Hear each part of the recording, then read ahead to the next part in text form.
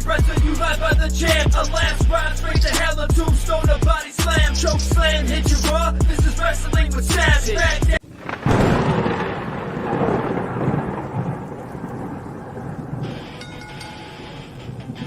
Crave, 1, 2, 3, wrestle you live by the jam. A last ride straight to hell, a tombstone, a body slam. Choke slam, hit you raw, this is wrestling with Savage. SmackDown, hold the title, this is wrestling with Savage. The epitome of grappling them, scrapping them toe to toe. We ride or die, my kingdom's with me, legendary up in my bro. Tearing limbs up on my pole, the ankle lock grip is accurate. Greek God in the flesh, every move is immaculate. Savage kingdom, march on bones. Savage kingdom, fight, we reign. Savage kingdom, march on bones. Savage kingdom, fight, we reign. I be the king of the ring, the mightiest force to be reckoned with. The unstoppable, immovable manager, cause an exodus of other voices making money choices and wins. PG era is dead, the savage era begins. Red and green, 1, 2, 3, wrestle you live by the jam. A last ride straight to hell, a tombstone, a body slam. Choke slam, hit you raw, this is wrestling with Savage. SmackDown, hold the title, this is wrestling with Savage. The real boss of all bosses, pile drivers, hip tosses. We holding multiple titles while you keep stacking up losses. Roster talent that flosses, y'all can't even present a match. I'm in a tour in his army, breaking backs upon the mats. Savage kingdom, march on bones. Savage kingdom, fight, we reign. Savage kingdom, march on bones.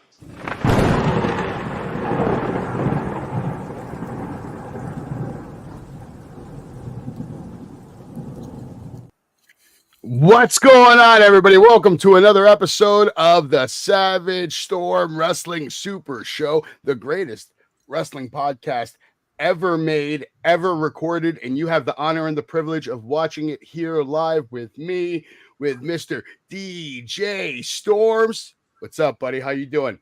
I am doing fantastic, brother, and I hope that you had a wonderful vacation, and in case you haven't realized, we are on the motherfucking air.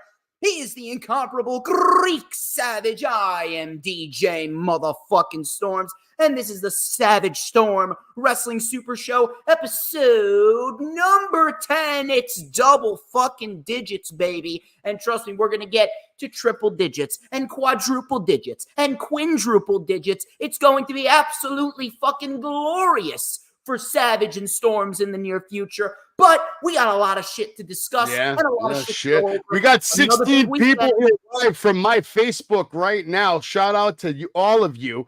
Shout out to the posse. Shout out to everybody from the Savage Kingdom. If you're here, that means you want to hear about wrestling, and that's what we're going to start talking about right now. We had a crazy week. I did have a good vacation. Had a wonderful vacation.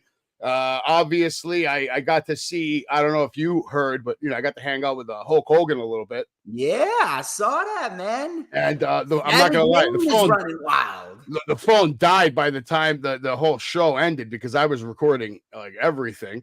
But great time. If you ever have a chance and you're in Clearwater on a Monday night, head on over to Hogan's Beach Shop and then head on over to the restaurant for the karaoke. Very good community. Good networking. I probably should have did more networking than hanging out with Hogan, but what are you gonna do?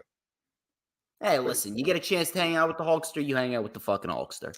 Yeah. It was a good time, man. He was having a good time. Like I said, very good vibe up there.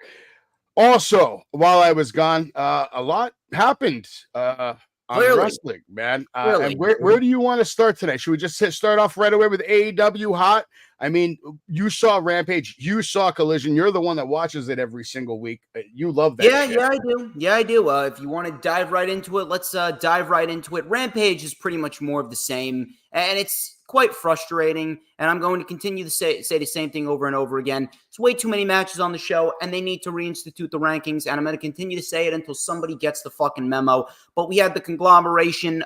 They defeated the Outrunners and the Butcher. Standard trios match. Nothing that I'm going to tell you to go back and rewatch. How you doing, Raging Girl Gamer? Greatly appreciate you. She is one of my loyal supporters. She has always been there. Every single time I make a post, every single time I post a video, she's there. She's a great supporter.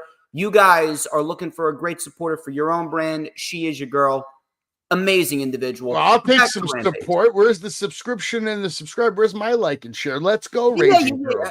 Rage, you gotta go. Get on over here. Big Get to the Savage. Savage Kingdom and subscribe, and then go right back to DJ Storms. It's okay. It's all Just right. give me a little likey poo.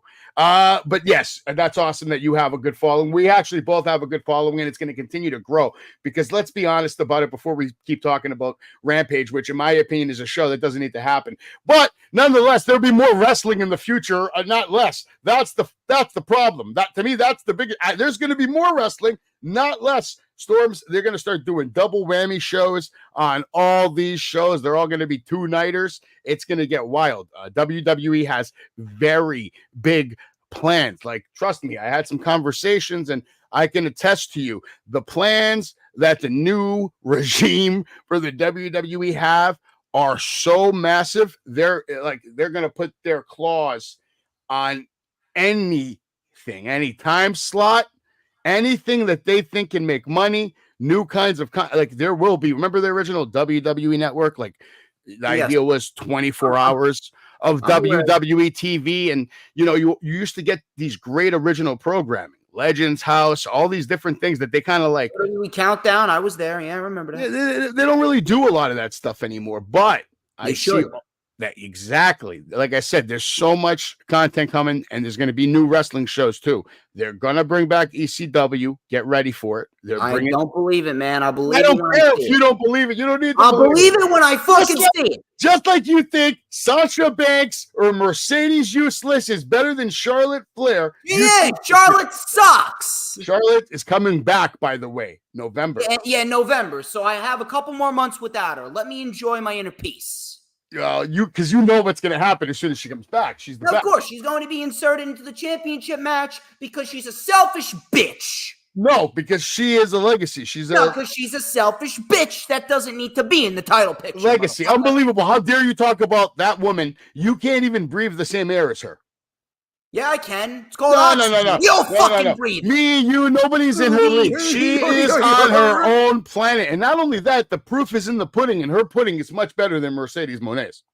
No, it's not. Charlotte's a bitch. Oh my! So many better matches. Her match with Ronda Rousey was way more physical and just more entertaining. No women's match will ever top Sasha Bailey from TakeOver Brooklyn 1. End of story. Listen, that match was a trash bag compared to everything that Charlotte Flair has ever done. Women's wrestling is Charlotte versus Natty on NXT was better. You don't get Charlotte and Becky without that match. Charlotte doesn't even have a fucking job.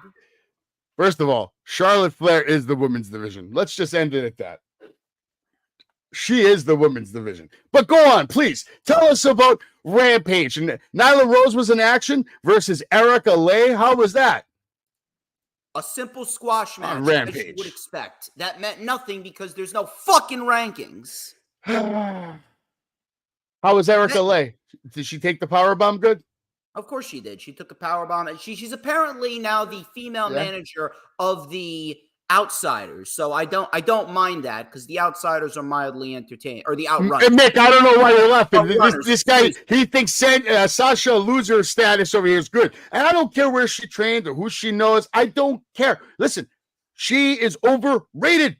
Overrated. Yes, Charlotte is overrated. Thank you. Charlotte Flair is the greatest of all time. Thank you. Charlotte Flair is She's the greatest. She's a good wrestler that only has all the accomplishments that she has because of her last name. Good job. Thank you. We're going to talk about Dynamite in a little bit. We'll get back to Rampage. We also had Nick Wayne versus Kip Sabian, and Nick Wayne was able to pick up the win. And I don't even have to ask you. I know this match was tremendous, so tell me about it. Listen, it was probably one of the better matches on the show, but am I going to tell you you're going to have to go out and rewatch this match? Fuck no, because again, meaningless match because they haven't done shit with Kip Sabian. He's a decent wrestler, but he's never going to go anywhere. Because there's way too many people ahead of him. Pretty much it. You're not wrong about that. And you know who's ahead of him? Nick Wayne's ahead of him. Yeah, Nick with Wayne's Mama and Kill Switch right by his side. He looked good here. And then one of my favorite wrestlers as well, two of my favorite wrestlers, Roosh and Kyle Fletcher, were in action. And they took on the Don. They are the Don Callis family. And they took on Rhett Titus and KM. Shout out to Rhett Titus. I actually like Rhett Titus. He's a good guy. Okay. How was the match? I could imagine, this was a good match. These guys can all This work. was probably the only decent match on the show. And I can't even believe that I'm going to say this, but the MXM collection was the most tolerable thing on Rampage. Now, the gimmick is goofy as fuck, and I'm really getting fucking tired of it. But listen, I can't discredit them in the ring. They can wrestle their asses off. And they had a decent match with Top Flight. And another thing that pisses me off about there being no rankings, you get a match like this, a competitive match that should mean something, especially to a team like Top Flight, who should realistically be in the conversation for being the tag team champions by early next year. And yet the match means nothing because there ain't no fucking rankings. Pisses me off, really. Skippable show as per usual. AEW needs to make their programming mean something. And that goes for any wrestling company. I don't care what it is, what day of the week it is, what show it is, how long it is, what match it is. Make every match/segment meaningful. That's the right way to run a wrestling promotion. Oh, you're not wrong. Everything should mean something. And, that's been one of my problems right now. I look at it like this. I watch wrestling for a long time, right? I mean, longer than most people that I know. But it's getting to the point where I know exactly what's going to happen at every moment's turn. Well, and when I was growing up watching wrestling, the best part of wrestling at some points and runs during the whole thing is when you had no idea what was going to happen at any minute of the 2-hour Monday Night Raw. At any moment, some insanity could just spring and you would miss something epic. So you had to watch it. Do you have that feeling? I don't have that same feeling anymore when I watch Raw now, especially after the stories have started. It's always going to be the same things. Well, I've talked about this on my show last Saturday, the Lightning Flash Update, because Cody Rhodes and his title reign was actually a hot button topic. Before we get to AEW Collision, I may as well talk about this to the Savage Kingdom as well, because I don't think a lot of the Savage Kingdom heard what I had to say on the LFU last Saturday. But I'm going to compare this to Cody's title reign. The problem in wrestling is not the predictability. I'm really sick and fucking tired of this concept that predictability is bad. Predictability is not the problem. For one, we are not 7 years old, hyped up on Capri Sun and chocolate chip cookies anymore. We are much more wiser. We are much more in tune. We are much more educated with what goes on, and we can predict what is going to happen. However, if it makes sense, therefore, it is not necessarily bad as long as things are logical. Now, with Cody's title reign, there is a problem, and you could say that there's a problem with pro wrestling in general. It's not the predictability. There is a lack of excitement. Now, as it pertains to Cody's title reign, the reason why there's a lack of excitement is because there are no credible challengers. And again, I sound like a broken record, and I hate repeating myself. I can't agree that there's no... I can't agree that there's no credible challengers. I will say that there's no credible challengers that are being presented like, credible challengers. Because at the end of the day, that's what it comes down to. I mean, you could sit there and say these guys aren't credible, but if they were presented credible, you'd believe it. You'd buy it. There are guys like that on the roster.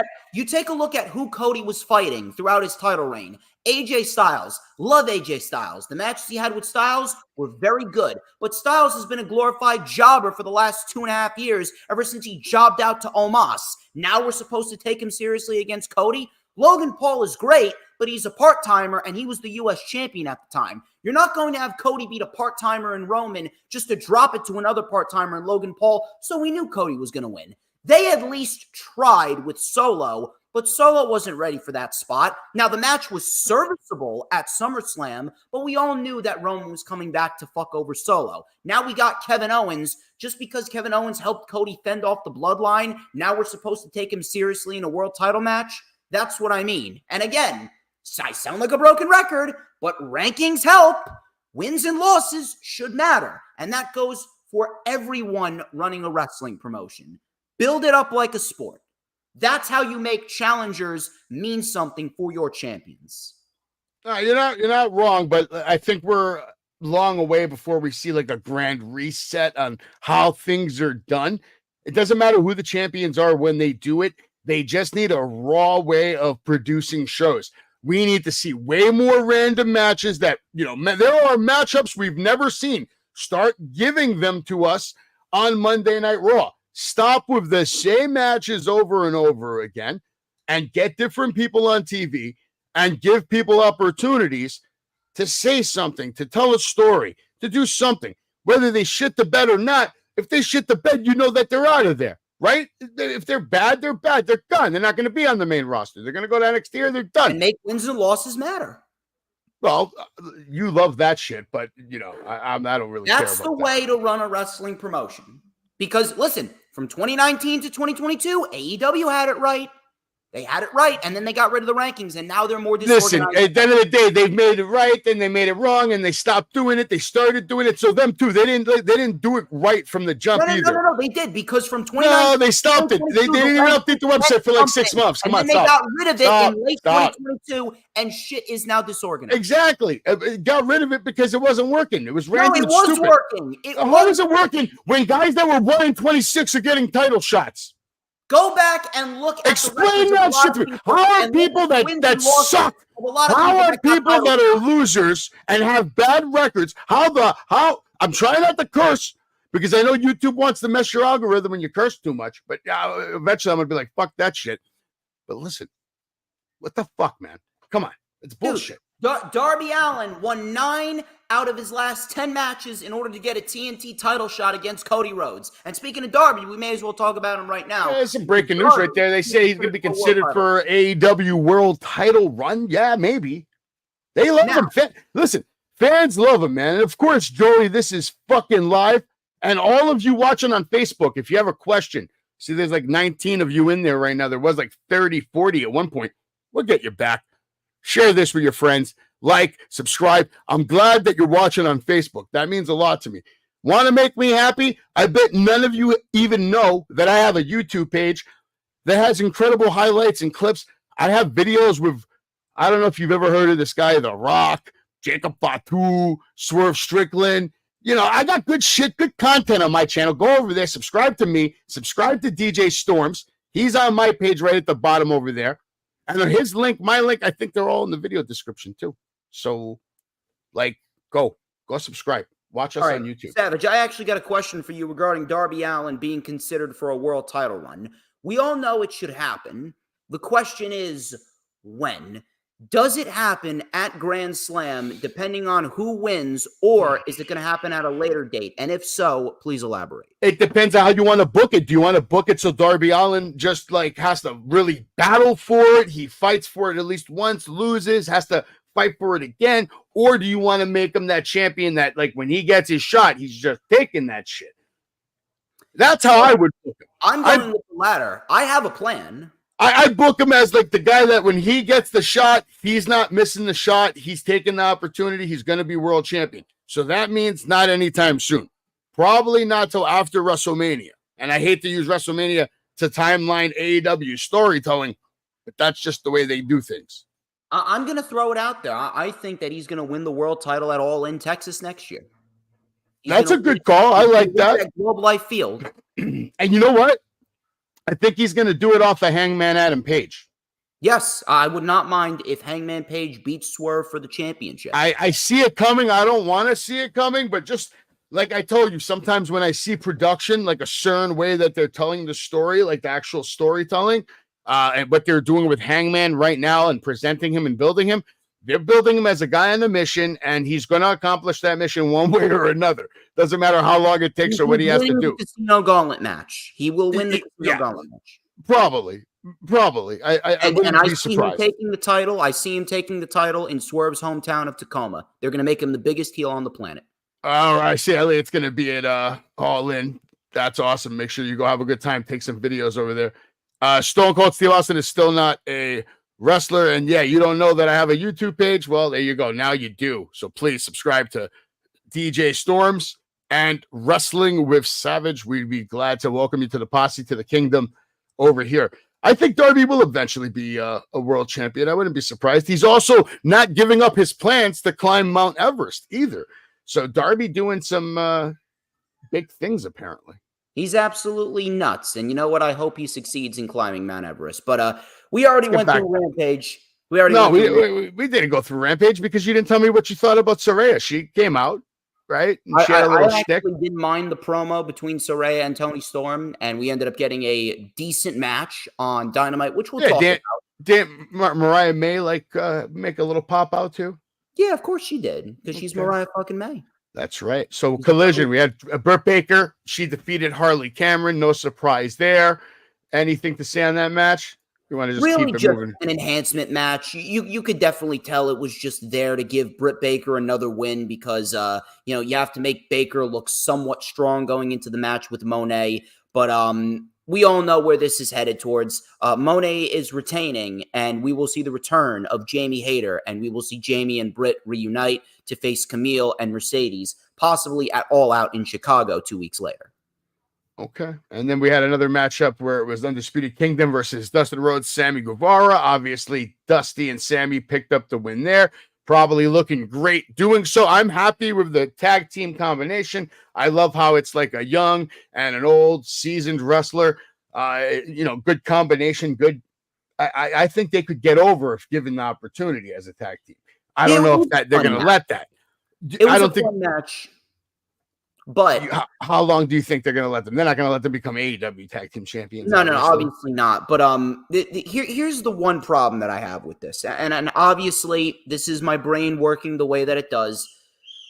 I understand why they did it, and Sammy's probably best suited in this role for now. But the only reason why they did it and why Dustin Rhodes is a double champion is because this is probably his last full-time year as a singles wrestler. So they're going to give him what they can give him. I guarantee he's probably planning on retiring at All In Texas next year. So to a certain extent, I understand you want to cap off a legendary career on a high note, but the Ring of Honor World Tag Team titles, they could have done a lot better, and they could have given it to a team like the Infantry or a Top Flight. They could have given it to a younger tag team that hasn't gotten that opportunity yet. That's the only gripe that I have with this. I respect Dustin, fully respect Sammy, but it just didn't feel like it needed to happen. Well, Sammy's another one that I think could be a world champion too down the road. I put him on that same list with Darby Allin, and actually now with his recent work and what he did to his world title, which I wish I had some pictures of. I didn't grab any, but Jack Perry has been impressing me lately. If you haven't seen, go check out Jack Perry on Instagram or Facebook or YouTube, whatever. He did a custom job to that TNT title. Right? Like spray painted it black, chromed it out, like actually did steel iron work on it, put some blood splatter on it. Came out really good, man. Really love seeing it. I hope he doesn't lose. He needs to keep that title. So what'd you think of the rest of Collision? Obviously, Hologram, right? He still has a big win streak going on versus Angelico. Do you think he's actually going to get over? Rather than later. Yeah, but is he actually going to get over? I mean, he's getting over with the people in the esports stadium. I mean, like long term, like is he going to be like a legitimate contender for like a world championship or a world championship? Probably not. But I mean, if they play their cards right and they give him substance, they give him the right people to work with, then ultimately he's going to have a nice little run in AEW. It all depends on what they do with him in the long term. We don't know what's going to happen because they already have a super bloated roster. Well, Jack Perry took on some local talent from DallasSingles.com. Apparently, it was over in less than a minute. He painted the guy's face. What'd you think about this? Again, just a nothing match to hype up Jack Perry towards the inevitable coffin match against Darby Allin at All In. I do believe this is going to be the first coffin match that Darby loses. And I don't see a need for Darby to be the TNT champion again. Perry needs the win here. Perry needs to hold that championship for a solid while before, a new guy takes it off of him. You're going to have to do something because they haven't really done anything with the Elite as the champions, which is quite sad, to be quite honest with you, because all four of them are fantastic. Oh, yeah, if you got a good look at that title, it did come out really good. Claudio Castagnoli defeated Leo Rush. No surprise there. I'm sure it was your basic standard beat-em-up match, right? Like, I'm pretty sure he just beat him.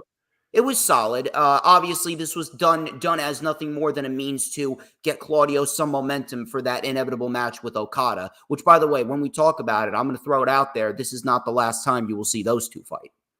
Okay. So Leo was holding his own? Yeah, he held his own. It was a solid little match. Nothing too over the top, but they did what they needed to do. Claudio got the win, and Claudio advanced towards Okada next week. Or should I say? Well, we'll talk about that a little later. Mariah May also defeated another local talent in a matter of seconds to pick up an easy win. But soon as it was over, Toni Storm's newest film aired. What did you think of the big debut? Because they were making like a big deal of this. I mean, it was your standard Toni Storm material. I'm going to throw it out there. Toni and Mariah have actually had a better build towards their match than Monet and Baker. A lot of that had to do with the fact that Baker got herself suspended like an idiot.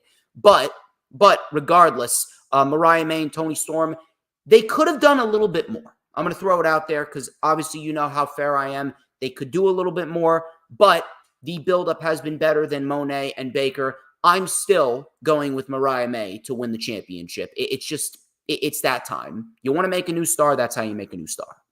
This match, I actually watched this match in its entirety, and I was pissed off that it ended in a draw. It was a very good match. Probably, I didn't see all the matches, but I would assume this was 100% match of the night. I really enjoyed it. Across both Rampage and Collision. Yeah, the Young Bucks ruined it for everybody because they're assholes. No, Young Bucks didn't ruin it. Young Bucks didn't ruin it. It was a time limit draw. Yeah, but then they ruined it, though, because they came on and they said, wouldn't you want this match to be another 5 minutes or something?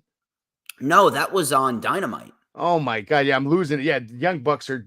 They're assholes, though. I wasn't wrong about that, though, at least. Well, yeah, obviously. They got to be assholes. But listen, it ended in a time limit draw. And that was probably the best route to go about it. Because, again, the Acclaimed... They're good at what they do, but they need a little bit more time to get back to where they were back in 2022, and we don't need another FTR versus Young Bucks match. So This was probably the best possible route to go. Do a triple threat tag team match. All right. And let me know when you're done, because I just want to go off on this one right here for a moment, and then you can say whatever you want. Yeah, I had a feeling. Go ahead. Yeah, go Mercedes ahead. Moné absolutely stinks, okay? Britt Baker is 10 times better than her. She's not going to win. I wish Britt Baker was going to win this match. I as much as I love her, she's not going to win this match. But she might break Mercedes Moné's nose. And I'm okay with that. God, you call the Young Bucks assholes. This was a shitty contract signing. I mean, listen, Britt got a couple of good lines off here and there, but this was solid. And then she went, this was nice. She got some hair, bro. And listen, I'll tell you this. The last 3 weeks of build coming out of Blood and Guts, like in between the Chicago show and Blood and Guts, they had a nice dynamic going. And then Baker got herself suspended like an idiot. And then in between the last week of July and then the first 2 weeks of August. Last week of July and the first 2 weeks of August, it just fell completely on its face. This entire feud fell completely on its face. This they needed. They needed this segment. They needed to have a nice dialogue. The crowd was fucking hyped. Sold out crowd in Cardiff. They sounded fucking awesome. Britt Baker outshined Mercedes here. Obviously, they needed to give the edge to Britt Baker because Monet is inevitably winning the match. But like I said, we will see the return of Miss Jamie Hayter. And hell, if they want to, I would not mind seeing Miss Jamie Hayter take the championship off of Monet. That right there is a match that a lot of people, and I mean a lot of people, have been waiting to see. So we'll see how it plays out. But they needed to start off with a strong segment for the women. They did exactly that. And hopefully, we should get ourselves a solid TBS championship match and, cross my fingers, the return of Miss Hayter. Okay. Yeah. We're going to get an okay match because Britt Baker's in it. That's the only reason we're going to get an okay match. Okay? You can hate Monet all you want, but she is a great wrestler. That is a fact. Yeah, she's great. There's still 15 people better than her. Listen, Chris Jericho defeated Tommy Billington, right? His uncle was the original Dynamite kid, and Jericho came out. He was talking hella shit. Hi, guys. Hi, guys. Yeah, all of it. Right?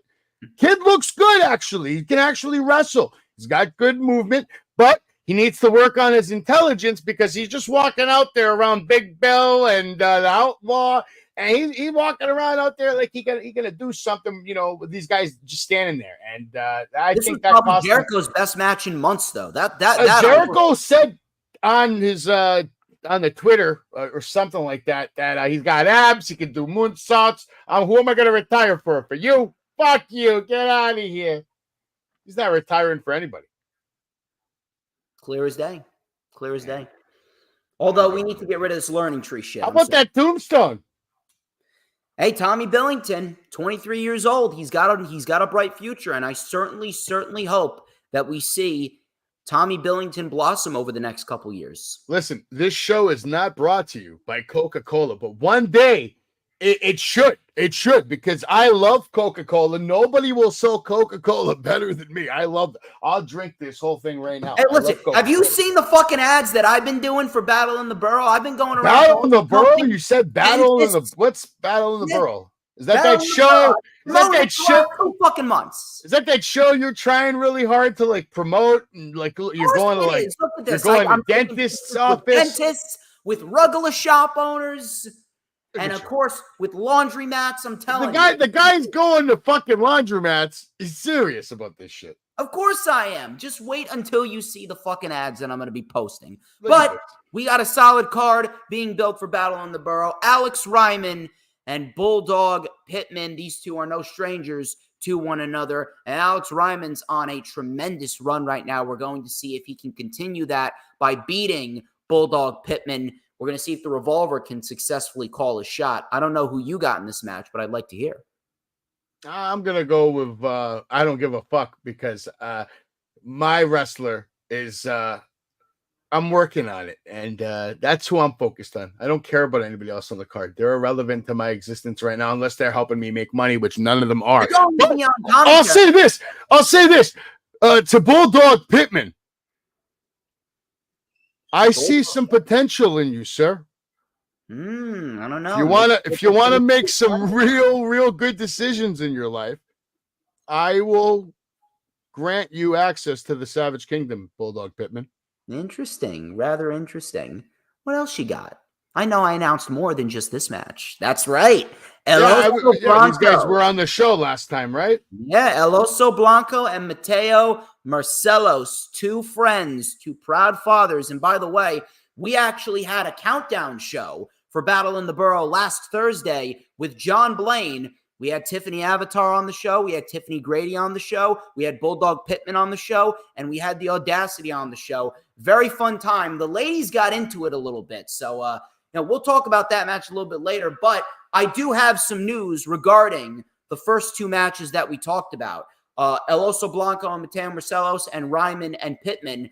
On Saturday, September 28th, it is going to be the Pro Wrestling Magic World Heavyweight Champion Alex Ryman taking on El Oso Blanco. And I had a great conversation with Mr. Steve Off, the founder and creative mind behind Pro Wrestling Magic, and he has agreed that the winner of Blanco and Ryman will advance to Battle in the Borough on October 19th, 2024, and they will defend the championship against their respective opponents. So if Blanco wins, he will defend the title against Mateo. If Ryman wins, he defends the title against Pittman. We're making the show even bigger. Sounds great. That sounds like a really good time, actually. And Tiffany the battle Grady of the Tips. Taking on Tiffany Avatar over here. They are 1-1 as of right now. You could say that this is the unofficial rubber match. Okay. I'm not going to even pick a winner there because I don't want to start any shit with either of them.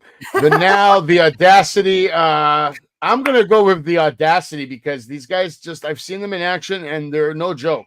And I know the Now are experienced, but I just think the Audacity, they're younger, they're hungrier. I think they're going to want it more. The Now are a pretty well-respected, accomplished tag team on the East Coast for sure. The Audacity, they kind of need this win. They need this win. if they want to prove to everyone that, you know, they're ready to take that next step, they need this win. And by the way, the Now, let me tell you something. The Now is more motivated than ever. You know why? Because the last time that these two teams fought, it was actually in a handicap match. Vic was injured. Hale had to go it alone and defend the Outlaw Tag Team titles by himself. The Audacity took advantage of the 2-on-1 situation. They won the titles. Now Vic and Hale are looking for some revenge. Rick Recon, he's got a match of his own. And I made the announcement last week on the Countdown to Battle in the Borough with John Blaine. Shout out to John Blaine. Rick Recon will be taking on the other half of the Silk City Kings, Kenny Bangle. We're going to see if Kenny Bangle can bring out that fire. We're going to see if Kenny Bangle can have that breakout performance and take down probably who could be considered the Indie Wrestler of the Year. He currently holds 2 world championships. Marcus Mathers, he will be ready for battle. The 21-year-old prodigy is making a pit stop. He was actually on the GCW tour in Japan, so shout out to Marcus Mathers for making the shockwaves over there in the East. We over here on the Savage Storm Wrestling Super Show greatly respect Marcus Mathers. Anthony Gangone is ready for battle, and I do got news regarding Anthony Gangone.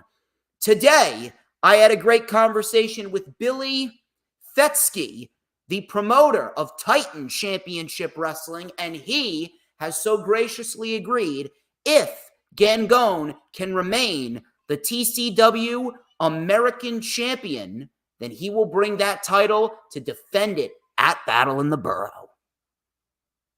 More gold on the line. The gold will be on the line, and then, of course, you got this guy. I'll be bringing some gold too. Don't you worry about it. Yeah, I heard just that. Stay tuned. And this guy Crowbar. Listen. I got something special for Crowbar. All right, just he deserves all my attention. As soon as this show's over, I'm gonna get back to the sketch pad because I have a nasty vision in mind for Crowbar. I want to make a statement. I want to make a statement with this match. I want to make a statement not only for myself, but for my client, for the entire Savage Kingdom. From now on, when I get the opportunity to get my client in the ring with a legend, I don't even know what to tell you except maybe have better people than just a normal ambulance. Maybe have some people that are like, high paid doctors, someone who can really save a life, someone who can really resuscitate someone. Because I know you don't want to lose Crowbar. Let me tell you something. You're going to have to bring a client with more brutality than ever before if you want to put Crowbar down for good. That much I will tell you. Listen, I'm not going to be in Crowbar's corner. I'm remaining impartial here. But if you guys are unaware, Crowbar will be in the main event of the show, and Savage will be picking his opponent. A client of Savage will fight Crowbar in the main event of the show. And as I've stated before, as I've been stating for the last couple weeks, Savage has so graciously agreed to put his own brand's heavyweight championship on the line in the main event of the first wrestling show in Elmwood Park, New Jersey in over 5 years. It's going to be a good time. You're not going to want to miss it. So you might want to buy a ticket. You can call the number on the screen right there or just bring some cash at the door. Even if there aren't seats available, we'll find someone's shoulders to put you on top of. You'll be fine. You'll get in. You'll have a good time. Battle in the Borough. It's going to be a bloody good time. It's going to be a bloody good time. Oh, my God. I can imagine it's going to be a bloody good time. And, of course, if you want to, you can always DM me, serious inquiries only, and I'll give you some early access to tickets. We've already been selling out a couple of front row and second row tickets, people. So, please, you're interested, you want a ticket, you may as well give me a ping because they are going to go fast. The Indie God is on TV right now. He's interrupting this 6-man matchup here. I've been kind of watching TNA. You can watch it anytime you want for $9.99 a month. Emergence is coming up on, I believe, next week. Right? Oh, yes, that's right. Matches. Emergence. Yeah, these are the matchups that you're going to see tonight on TNA. I'm sure this is going to be the main event, so that didn't happen yet. This is what we're about to watch right now, but Matt Cardona's out here, and it looks like he has his tag team partner. Maybe he has 2 tag team partners. Who is his tag partner? It looks like he's bringing out the Ascension. The Ascension? I don't even think they're called the Ascension anymore. I don't even know what the hell they're called now, but you know who I'm talking about when I say the Ascension. Yeah, Big Con. Yeah, Big Con. What else is coming up tonight on TNA? We have Alicia Edwards taking on Rosemary. I think that already happened, and I think Alicia Edwards picked up the win right there because when I saw it on the screen, it looked like Rosemary was on the floor crying. Charlie Dempsey also going to take on Jonathan Gresham. That should be a good matchup. But let's get back to AEW. Let's get back to that Dynamite tombstone right there. In the end, Chris Jericho just too smart, too experienced. Didn't want to put the kid over that much. Said, nope, you're taking the L tonight. Nephew of Dynamite Kid with his code breaker off the top rope. Well, it's clear as day that Jericho wasn't losing because obviously Hook's going to kick his ass on Sunday. Well, yeah, I mean, Hook should kick his ass. Hook needs, I'll be honest saying this, Hook needs that big stadium moment already. He needs that big moment. And beating Chris Jericho in front of, how many people do you think are really going to show up? 50,000 plus. They just peaked it. They just peaked it. That stadium holds 80,000. I know, but the Taylor Swift stage from the concert is preventing them from selling the other half of the stadium. Either way, listen, 50,000, it's great for a non-WWE. Yeah, it's still a good show. Either way. Yeah. I'm looking forward to this. Hook ended up coming out, going face to face with Jericho, and he got dropped by Big Bill. It wouldn't end well. I mean, that's got to be the highest choke slam, maybe even in pro wrestling right now. I mean, you got to give Big Bill his props, man. He knows who's bigger, who's taller than Big Bill right now that's active wrestling right now. Omos, but no one gives a fuck about him. No, he's not active. Stop it.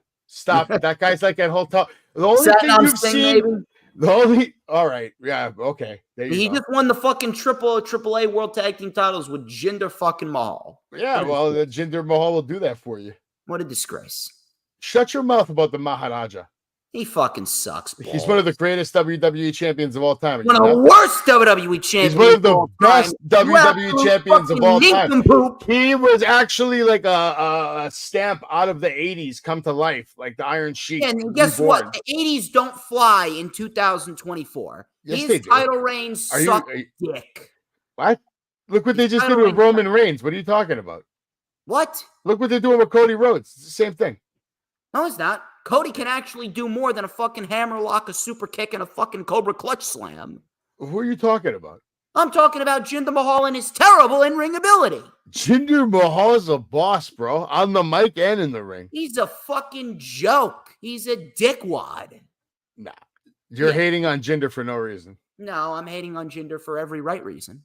Well, anyway, Timeless Toni Storm was gracious enough to give Saraya a matchup for Dynamite for her title. She comes out, right, looking all great. Saraya comes out. They actually had it was okay. It was a good match, but like a little silly at times. But, at the end of the day, I loved the ending because Saraya got her shit in. She looked good. Toni Storm looked stronger. She was able to kick out. She made out with her. That's what you call and then hit her with a pile driver. I mean, if that isn't good fucking TV, let's repeat myself here. This is what we saw on TBS on a Wednesday night. I'm watching Toni Storm making out with Saraya and then hitting her with a pile driver. Does it get any cooler than that? Pro wrestling, man. You gotta love it. It doesn't get any cooler than that. But yeah, it was a decent match. I definitely feel like this was Tony's last hurrah. Mariah May's taking that title home. Well, yeah, we'll talk about. I have all those matches ready to go after this. We'll do whole predictions right Mariah after May, though. By the way, can we just take a moment to appreciate Mariah? Oh, gotta love Mariah. She is indeed the fucking glamour. Gotta love Mariah. What'd you think about this? I'll let you go off on this one. You got anything to say about Mark Briscoe carrying the load here on this whole squad? Yeah, Mark Briscoe's fucking great. And you know something? I'd probably be a betting man. He probably looks up fucking words to describe in his promos just to see how long it takes before everyone else in the segment starts laughing. Gotta love Maybe, yeah, he's definitely going in. What was the word of the day? Prolific? He's fighting the Beast Mortos on Ring of Honor tonight. So I'm going to have to go and rewatch that because that's going to be a fucking banger. Now, this I'd like to talk about. We finally get the face-off that matters between Will Ospreay and MJF. And listen, Will came out. He absolutely owned the arena. I'm not going to go as far to say that he owned MJF, but I'll say this. My man, Will Ospreay, did one of the better jobs I've ever seen any wrestler do, being able to go toe-to-toe with MJF. And I'll say that being in his hometown, well, it's not his hometown exactly, but it's his homeland, right? You know, home country. Cardiff, Wales, they love him over there. Definitely helped. I think helped him be able to do that. It'd be interesting to see that same situation, but in Long Island. I don't know. Maybe you know what I mean? There's a different pressure there. It's much easier to like talk your shit when everyone in the room is feeling you and vibing with you and singing to you, and you know what I mean? Like it really. I mean, listen, I can't tell you what it feels like because I've never been in an arena with 20,000 people, you know, chanting for me, not yet, or booing me. So you'll get there. Well, it's not about that. You know, when you have that opportunity, you don't know what it's going to feel like. You don't know what kind of adrenaline it's going to give you, and confidence it's going to give you. And that has to be a huge factor in why Will Ospreay was just so confident, because MJF did get personal. He got very personal, and it got very intense very fast after the words were said. And MJF kept it like this. He told everybody Will's business. He said, "You're married. She's got a kid from another man. You stepped up. You're the stepdad. But, you know, me and your wife have been talking. And the next kid she has, you know, probably won't be yours too." It was a great line because he was like being kind of corny up until that point. Just being cliche with the comebacks and the cockiness. But that line really made me like, damn, there it is, MJF. That was, you know, that's the zinger we were waiting for right there. You know what I loved? One line that I loved with Will Ospreay, he said, "It took you 4 years to get over with them. It took 4 beats of my music and they're on their feet." That right there, probably one of the best lines I've heard Will Ospreay ever say. Yeah, no, he definitely handled himself very well, and they did, in my opinion. I'm more interested in this matchup right now than I ever was. So they did their job. Oh, absolutely, man. Absolutely. They fucking killed it, man. Absolutely killed it. And I'm shocked. I really am shocked that they did not make this a triple threat match, or excuse me, a fatal 4-way between him, Ospreay. Fuck all that. I'm glad they did shocked. it, man. I'm shocked. I'm glad they did it. Listen, Ospreay's gonna have to win now. Yeah, I'm glad they did it. Listen, at the end of the day, MJF busted him open, left him for fucking dead. I loved seeing it. It was nice. And then we got the promo from Hangman, which was clutch. He kept it simple, and like just the way they produced this, the vibe that I got from him, he's winning that thing. Like you said, we already know that. Okada taking on Claudio Castagnoli. Great match, but this match too, time limit draw, and yeah, like I messed up earlier, but the Young Bucks, they came out after and they ruined it. They asked everybody if they wanted it to go 5 more minutes. They said, nah, our guy was only for 20, so we're good. Now, here's the thing I gotta say. I understand what they did here, but it's good. We get to wait for the rematch. Yeah. Here's the thing. I appreciate, you know, them protecting them both, but they're over abusing the time limit draw. And again, I hate to sound like a broken record, but they're over abusing the time limit draw because they're not properly building up challengers for their champions because they got no ranking system. Now, this is probably extending gonna get a rematch it all out, but still. This, you know what this is? This is an extra large pizza. So, you know, there's a lot of slices to it. Make your money off of it. They don't want to give away the results yet because these are 2 credible guys. That's why they don't want to give you the winner yet. I'm okay with a time limit draw with this one because these are 2 guys that I respect, and I think they're both, you know, they're not going to probably win heavyweight titles, but you can look at them as heavyweight title contenders potentially because they're both that good. Okada is a legend. Cesaro or Claudio, whatever you want to remember him as, legend. It can happen at any time with these guys. I understand, but they still shouldn't be abusing the time limit draw. That's why we need the They don't do it too much. Long-term credible challengers. But listen, Okada needed this. Okada needed this. This was good for him. Title in a while. Okada looked great, man. That drop kick was insane. Oh, dude, he's got one of the best drop kicks in the game. Not even the drop kick, the timing of the drop kick is what makes it so impressive. And then Cesaro too, man, freaking phenomenal. Good shit, man. Really, look at this move. The air raid was money, bro. Man. And then boom, time limit draw. Young Bucks come out, they tease everybody. We don't get it, but they don't stop fighting. They keep on going, and then we get the tag team match between FTR, the Young Bucks. Darby Allin and Jack Perry. Yeah. Well, and by the way, trio. It was a trios tag match. Right winners, by the way. I'll say this, bro. This guy, Cash Wheeler, looks good, bro. Like he looks like a whole new wrestler right now, the way he's moving and shit. You could see he's putting work in the gym. Like he's out there zapping people. Now, Cash Wheeler's great, man. Both members of FTR are fucking clutch. Yeah, Jack Perry looked great in this match too. He complimented it nice, but at the end of the day, the FTR were able to pick up the win after they hit their move over there. The Shatter Machine. The Shatter Machine. Yeah, we haven't seen it in a long time, I think. Dynamite. Yeah, now they got it. And Darby with the coffin drop on the money. Now we move towards All In, and I do believe that the Elite will still remain champions at the end of All In. No, here's my pick. This was I had picked the winners on Dynamite. I had thought they were going to win, but that was not going to be the. Then these guys came out. Do you care? Do you want to see the Acclaimed win? Let's save the Acclaimed talk for the picks, which is coming up right after this. Brian came out first. He talked to Ospreay, told him you better go get him. Then we get Swerve. We get Danielson. Man. Nana is grooving in Cardiff. Swerve looking good. Being taken very seriously here. Nigel kind of pissed him off, I feel like, a little bit, and then Swerve kind of went off. Bryan Danielson came out and said something he doesn't say often, which made it more serious. He told everybody, I'm the best wrestler in the world. No. He said, I'm the best fucking wrestler in the world.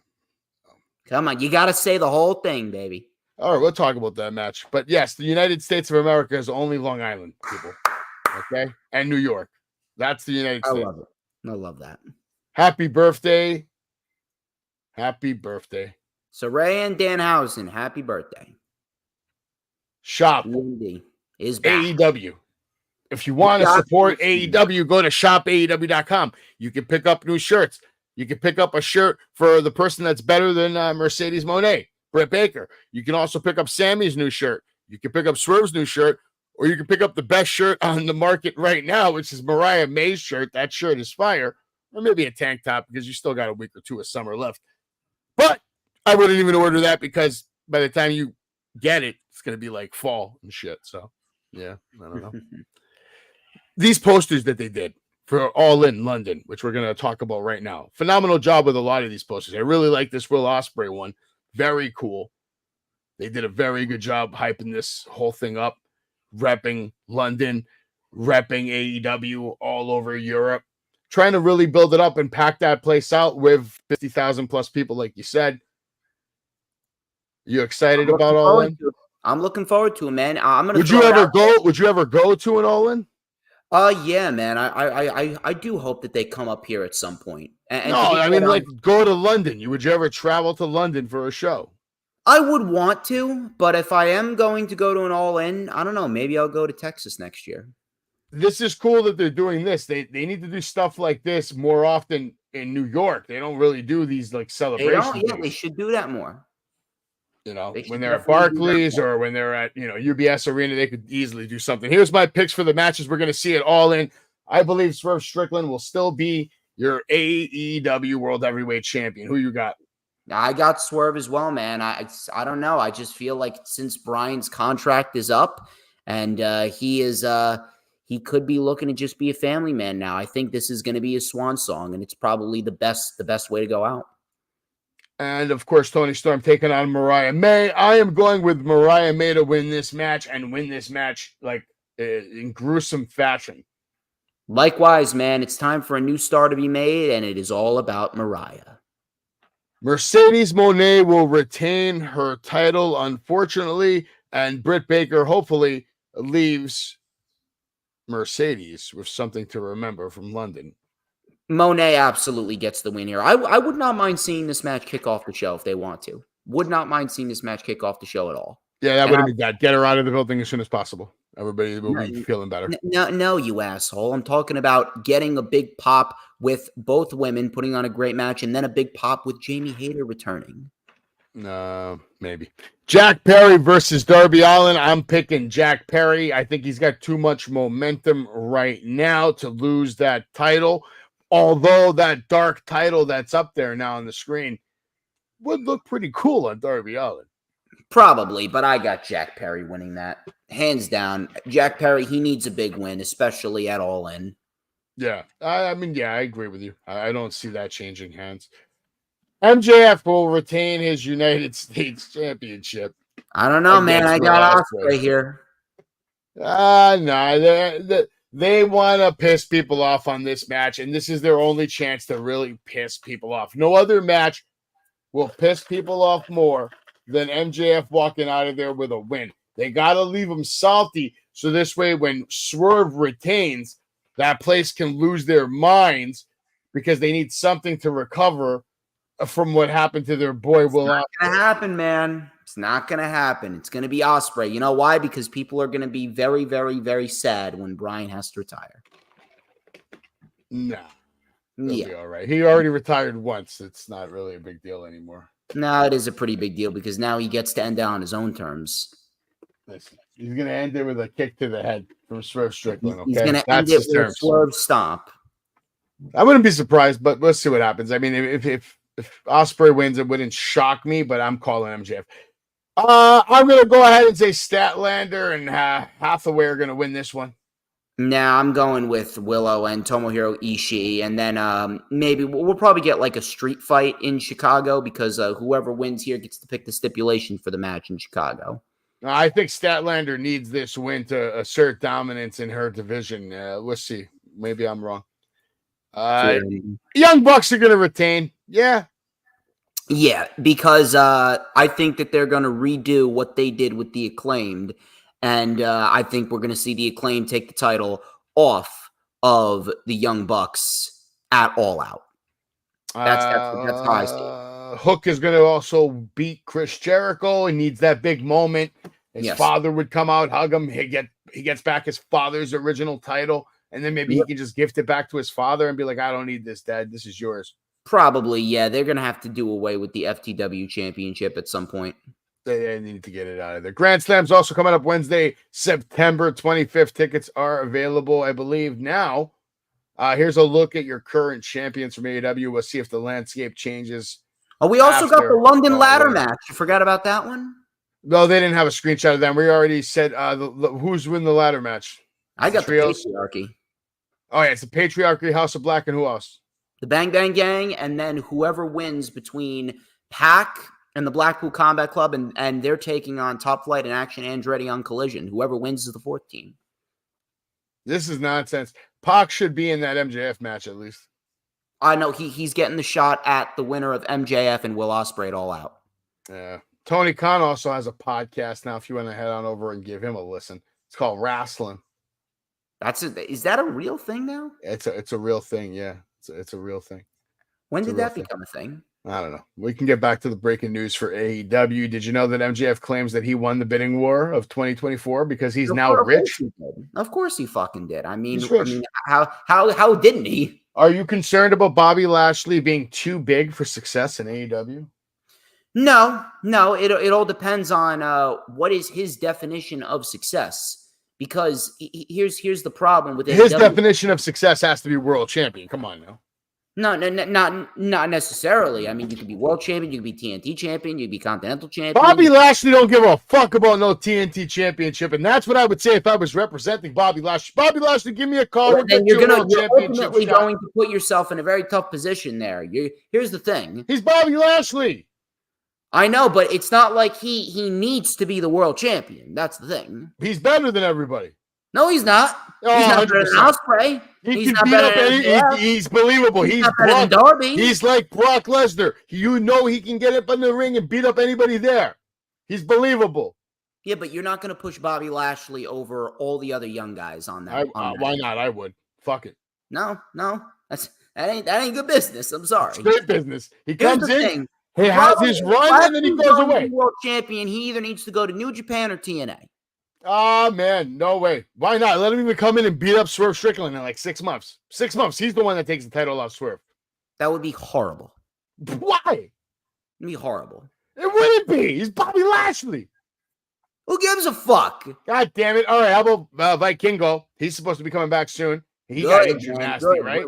We need him back because he's fucking great. He's actually very entertaining in any aspect they give him. By the way, did you know Chris Jericho's band Fozzy will be playing at All In at Wembley Stadium? I'm sure he's going to play himself into the ring with a mic and everything. And then Hook's going to come out maybe, or maybe Hook will already be in the ring. I don't know. He is the learning tree. Mercedes Moné takes aim at WWE's treatment of women matches ahead of All In. Yes, of course you would. Of course you would, because you took your ball and you went home. Yeah, because she was being mistreated because Charlotte was given everything. Yeah, right. Because he's a selfish bitch. I think the Charlotte Flair's better. Soraya's AEW contract set to expire. Do you expect her to resign, or is she going home? I have absolutely no idea. It all depends on what she really wants to do. What would you rather see? Do you think she stands a chance? Like, let's say right now, do you see her going one-on-one with Rhea Ripley? Do you see her going one-on-one with Liv Morgan? I mean, yeah, if she wants to continue wrestling, sure, but I don't really know where she's going to fit in, because either way, if she goes to WWE or she stays in AEW, she's going to remain in the same position. She's there to help others get over. She's there to help others get over. That's pretty much where what she is right now. You're not going to. That's pretty much what everybody's fucking job description is at AEW. God damn it! And AEW remaining quiet about Wardlow's current status. What the hell is going on with him? Are they? You know what? At this point, they should just let him grow his hair out, and they should rebrand him as Conan the fucking Barbarian. And he doesn't even talk. He comes out with a hot cave girl, and he just beats everybody up. He should have been in WWE yesterday. No, I don't know. And Mark Henry believes AEW's management needs to have the screws tightened. I mean, of course, AEW management needs that. There's a lot of things that they need to have the screws tightened. Yeah. That goes without saying. And I've already talked about what they need to do. The problem is that Tony Khan's got way too much pride, and he won't fucking do it. Guess we can just get into the WWE breaking news real quick before we cover everything else that is WWE. But everybody should be watching All In this weekend. Let us know what you think in the chat. Please give us comments. Who you think's going to win? What is your favorite match that you're most excited about? For me, when I really think about it, I'm probably most excited about the main event, which is Swerve and Bryan Danielson, right? Without question. Yeah, probably.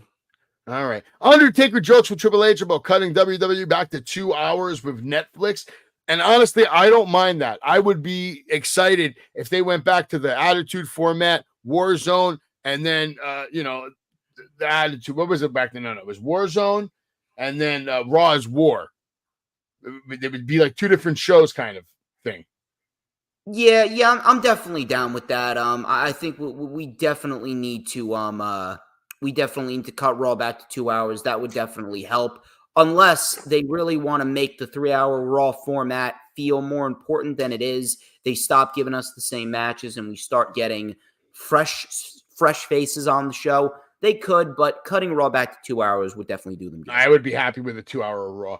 Rey Mysterio suggests mask versus hair match with Dominic's mullet or mustache at stake. Why not both? I would love that. His mustache, his eyebrows, and like all hair on his face must be shaved off if he loses a WrestleMania match. And then we actually get that. They shave his head, his eyebrows. It'd be great. I don't need that.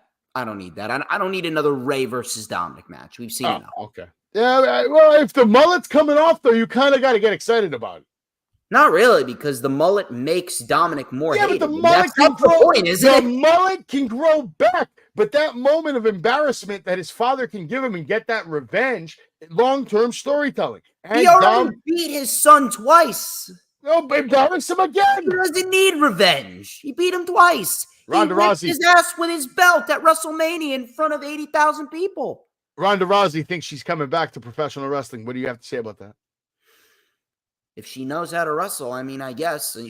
Come on, man. What kind of stupid statement is that? You know, her second run was awful. You said a lot of things stupid, but you're going to tell me this UFC champion doesn't know how to wrestle? Her first run she did. Her second run she didn't. That last match with Shayna sucked. That's Shayna's fault. No, that's Ronda's fault. No, I blame Shayna because Shayna's actually a good wrestler. Shayna should have carried her. No, you know what that means? That means Ronda's a shitty wrestler. No, it means Ronda's too good, bro. She's VIP. Come on, stop it. Sucks. Good Brothers, uncertain WWE will include them in any future company crossovers. Like, I don't know what the fuck you're babbling about. You're on NXT right now. Isn't that a fucking crossover? Come on, man. They're going to use you. They're going to use you. They're going to use you. And they're going to use you. Talents. Good Brothers deserve better. So what do you do with them? You make them world champions? Come on, stop it. No. I would let him go because they ain't you fucking using him. Eric Bischoff says he's going to beat up Vince McMahon, bro. Like, you believe this shit? He wants to challenge him to a fight. Eric Bischoff's a fucking idiot. I'm telling you, he has reached old man yelling at clouds, batshit crazy mode right now. The guy needs to be in a fucking institution. I've noticed that WWE teasing about going back to the Attitude Era Part 2. Yeah, that's going to happen 100%, Sean. And thank you for watching tonight. We appreciate you. Make sure you like, share, subscribe on DJ Storm's channel as well, please. Bret Hart declares punching Vince McMahon as his greatest achievement. And how can you say that he's probably not telling the truth? I mean, I would consider that my greatest achievement too if I punched Vince McMahon. Who the fuck else? Anybody that got the chance to punch Vince in the face probably would remember it for life. Of course, man. Of course. Come on, if I had a chance to do it, I would do it. You would hit poor Vince right now? He's a fucking asshole, dude. I would drop you on a dime. If I was next to Vince and you came in to take, I would have to drop you. Come on, let me tell you something. All it takes is one super kick and you're out. Listen to me. I would, if you tried to super kick me, here's what's gonna happen. I'm gonna grab you by. Let me tell you something. I'm gonna grab you by the foot. You have arthritis in your back already. I can just sense. Maybe, but nonetheless. Yeah, you see. Nonetheless, I'll grab you by the foot and Cesaro swing you into the nearest river. I don't know about that. You'll have to catch me first. Well, you're kicking me, so you're doing me a favor.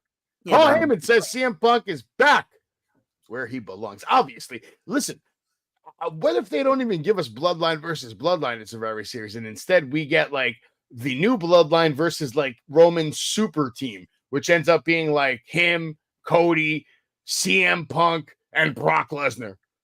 That would be fucking stupid. Brock Lesnar and CM Punk have nothing to do with the Bloodline. Yes, but they're all Paul Heyman guys, and they hurt Paul Heyman, and maybe that's the storyline. Heyman guy? The fuck you talking about? Cody loves Heyman. Guy? Yeah, he is. If he's a Roman Reigns guy, he's a Paul Heyman guy now. Don't you get it? No, he's not. What do you mean? He Roman and Cody are going to help each other. Yeah, but that doesn't mean that Cody Rhodes is a Paul Heyman guy.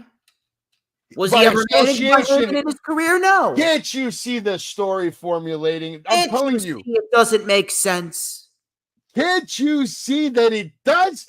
Roman Reigns just saved Cody Rhodes. Can't you see that CM Punk and Brock Lesnar have nothing to do with the Bloodline? They don't need to. They have everything to do with Paul Heyman. That's the reason why they're coming together to get revenge for what happened to Paul Heyman. Him, Jimmy, Jay, Sammy, and potentially Cody, Hikuleo, or Zilla. I think they should save that till like WrestleMania, but that's just me. WrestleMania is Roman and Rock.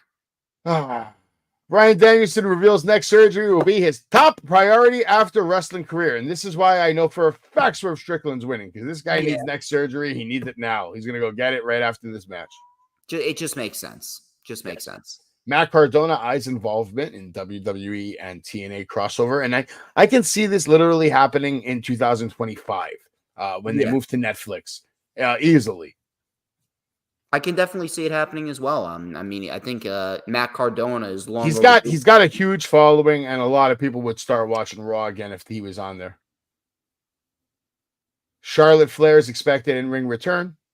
We already said November, so we're looking forward to that. That's your WWE breaking news. All we got to do now is basically cover SmackDown, where Michin ruined Nia Jax's whole championship celebration, beat the hell out of her with a kendo stick, but she looked great. She came out, she had a little celebration. All right, Tiffy Time and the Queen were there. Pretty Deadly was even bowing down to the Queen. Everything was going great until the mighty Michin came out with that kendo stick and went to town. You just call her the mighty Michin? Yeah. Fuck is this, the Mighty Beef from Nickelodeon? The fuck's going on here? She came out there like with the Mighty Mouse, and she just cleaned house. Oh god, this was terrible outside of Michin. Pretty How dare deadly. you? I don't know what the fuck they were doing. Like they were doing a horrible fucking rendition of Pretty Deadly the musical. How about this? How about you fucking wrestle? Jesus Christ, man. What a terrible segment. Very Vince McMahon-esque segment, if you ask me. Carmelo Hayes defeated Andrade, and this was all like good shit. I can watch this match 100 times a year probably, but that's not going to happen. But a great match. Andrade is so damn good. Carmelo Hayes has a very bright future. I have high hopes for Andrade, especially with Charlotte Flair returning. I only see good things happening for Andrade. We'll see how serious they take him as time goes on. But right now, I think he's in a much better place than Carmelo Hayes is. Carmelo Hayes ain't going to get a title anytime soon. I think Andrade will get a title before him. I just don't know which title. Maybe he can be the one to beat LA Knight 2-1. He's not going to be the one to beat LA Knight. I'll tell you who's going to be the one to beat LA Knight when we get to the Raw review. Yeah, we were talking about that earlier, Sean. They definitely need to drop the bullshit and go back to the old ways of characters being allowed to like work. And let's see if we can put lightning in a bottle. If you want like scripted material, then you're going to have to work directly with the individuals. Don't write shit for the individuals. Write shit with the individuals, so that way it will come off more natural when they do it. That's what you should do. Work with them. Don't work. You kind of want to just have like a guideline. You don't need to have scripts. You just have to have a guideline with the points you're trying to get across, and then let the characters. Yes. That goes hand in hand with working with the talent and not writing for them. No, that's just handing them the guidelines, and then they go to town. They know they're going to have TV time. They know they have to be a gorilla at this time because they're going to be on TV from A to Z. Now they go to work. What are we going to do? We're going to have a match. We're going to have a segment. We're going to talk. We're going to, let's make this shit work. Let's get a cameraman in the back to follow us. It's up to us. Follow us to the parking lot. You're going to get me coming from the car. She's going to attack me. We're not even going to get in the ring. She's going to attack me. We're going to wrestle next week. Whatever. Come on. Not complicated. There you go. This match, I don't give a shit about it. You know why? Because Blair Davenport should have been taken more seriously a long time ago. Now they want to take her more serious. Now she's getting wins over Naomi. She finally gets a win. Thank Christ. Yeah, all of a sudden now she's just getting wins. Naomi, they're rendering useless. And the sad thing is we're going to see this match at least 2 more times. Yeah, probably. Kevin Owens defeated Grayson Waller. Obviously. Well, fun little match. But fun little match. Listen, I'm sorry, you can't expect us to take Kevin Owens seriously after one measly victory over Grayson Waller. Oh, no, but listen, I like this relationship between Cody and Kevin for right now because it's great. They're friends. They're helping each other. They're both legends. And, I'll get more into that a little later when we do the picks for Bash at Berlin. LA Knight looking good, talking some crap. Do you think he's going to have a match at Bash at Berlin? They haven't announced anything, right? Unfortunately, no. He's fighting Escobar on SmackDown. You could have put it on Bash in Berlin, to be quite honest. He should be. Why is he not in Germany? Like that is the United States Championship should be on the line. The IC title needs to be on the line. How am I supposed to take these titles seriously if they're not being presented on big shows? I don't fucking know, dude. You don't have 15 minutes for LA Knight to bang out a match? I know. It's fucking stupid. It really is fucking stupid. And to be quite honest with you, I'm really sick and fucking tired of. I'm sick and tired of the fucking commercials during the goddamn pay-per-views that they've been doing. No. I am sick and fucking tired of the fact that these pay-per-views outside of SummerSlam are only 5 fucking matches. I'm sorry. Yeah. That shit is way too little. The proper amount of matches for a pay-per-view, 6 to 7. That's how you do it. I would say I would go venture as far as 6 to 8 for the right card. You know, because not every match needs 26 minutes, but you know, when they do 5 matches, you're gonna get at least 15 minutes of commercials or some shit like that. I know, right?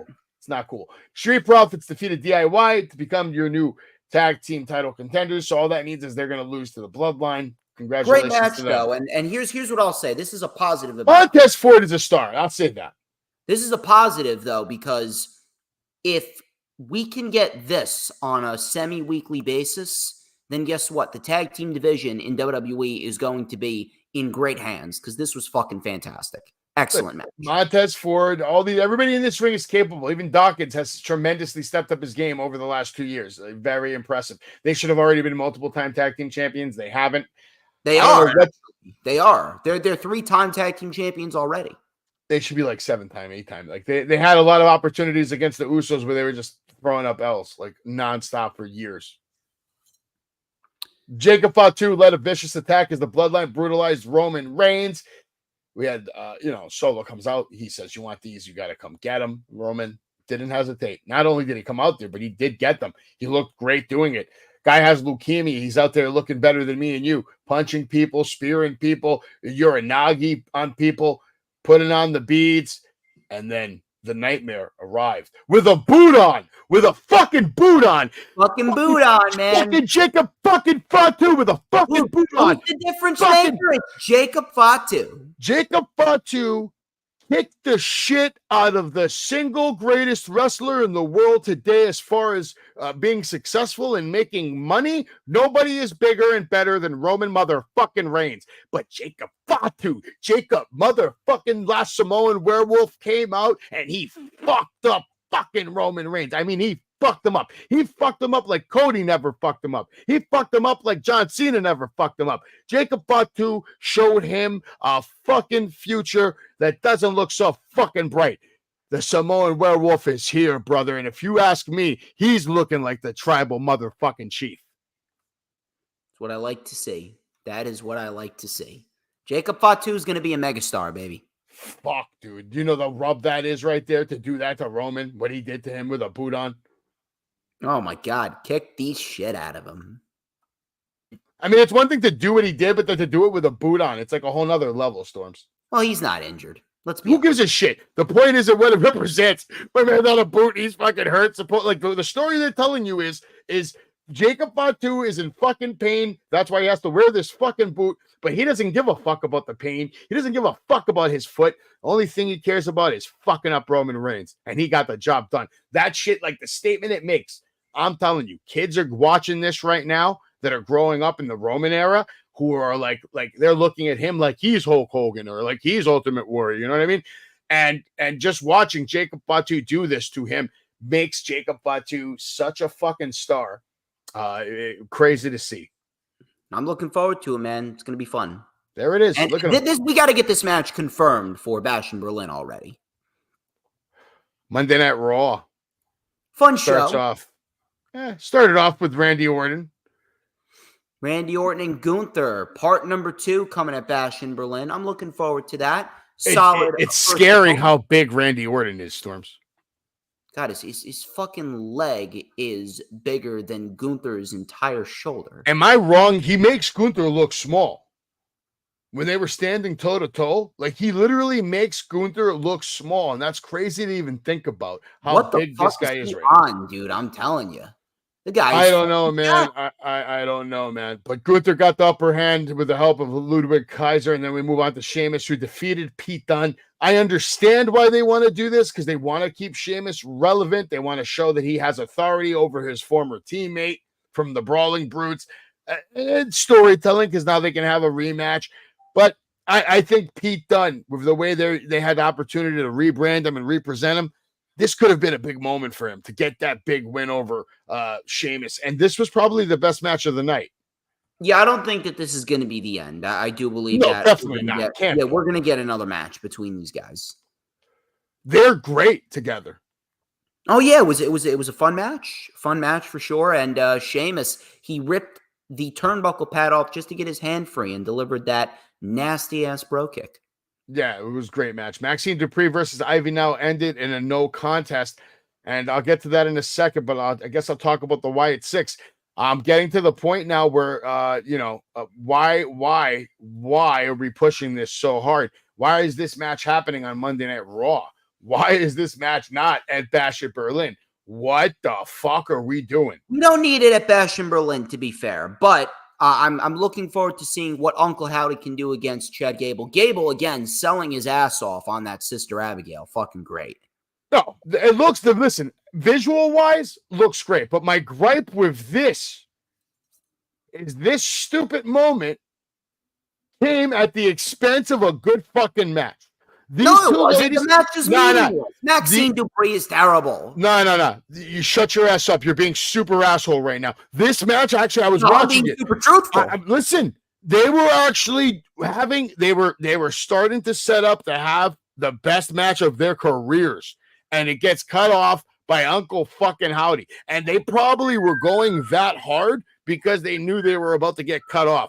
Now, Maxine Dupree was showing me things on Monday.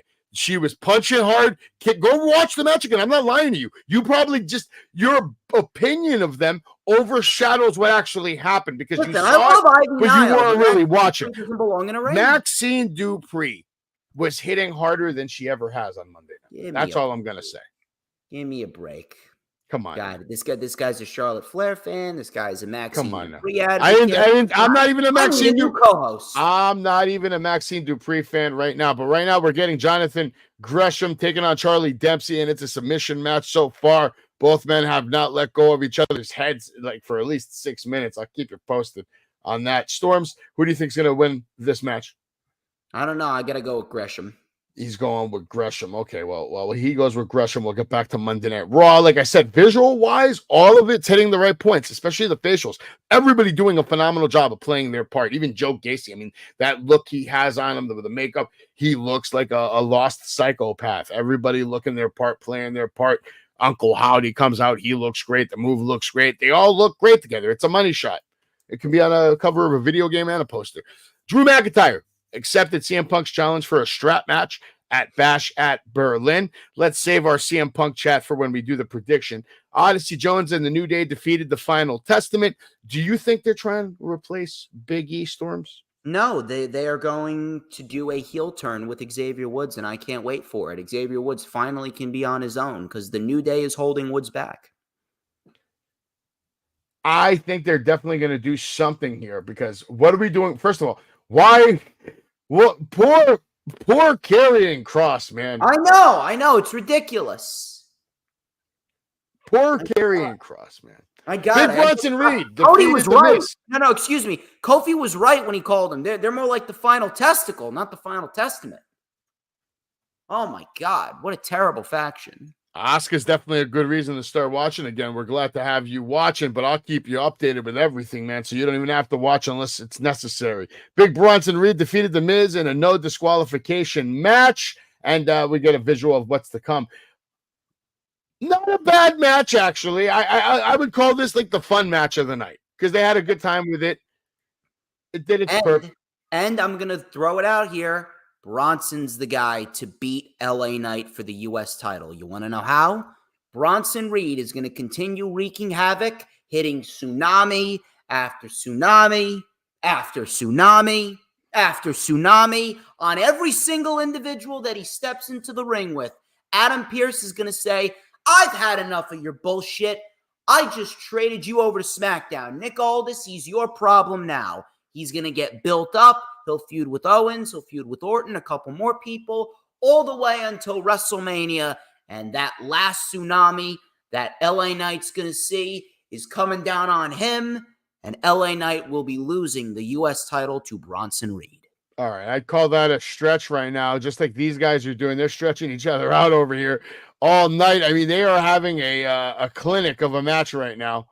Maybe a little too much monkey flipping around. They literally just did like they're holding each other's hands, and like somehow, some way, they did a routine where they did like 20 monkey flips in a row off each other's bodies. I really can't describe to you what's happening right now. They're not letting go of each other's hands for like the last 4 minutes. Kind of wild. Technical wrestling right there. Yeah, it's a little more than that. I think they're going to the next level. The Judgment Day ruthlessly beat down Damian Priest and Rhea Ripley in a sneak attack. Great beatdown. And the Judgment Day are looking good. The new Judgment Day. The new Judgment Day. The new corny Judgment Day, according to Damian Priest. Hey, listen, Liv Morgan's in it. I'd be a part of that Judgment Day any day of the week. Liv Morgan getting her piece of flesh. Liv Morgan, man. And look at the look on Priest. They got Priest really good. This is a good visual right here. Good stuff, man. Yeah. Good stuff. The Terror Twins, not really too hot. I mean, they went all out for the new bloodline. Yeah, look at us. Yeah, they're dead. We killed them. Tag team, women's tag teams on the line. Alba Fire, Isla Dawn defeated Damage Control and Pure Fusion Collective. Say that 26 times fast. Cole probably thought that was a terrible name. I think it's a terrible name. It is a terrible name. I already forgot it. Listen, you want to know what the sad thing is?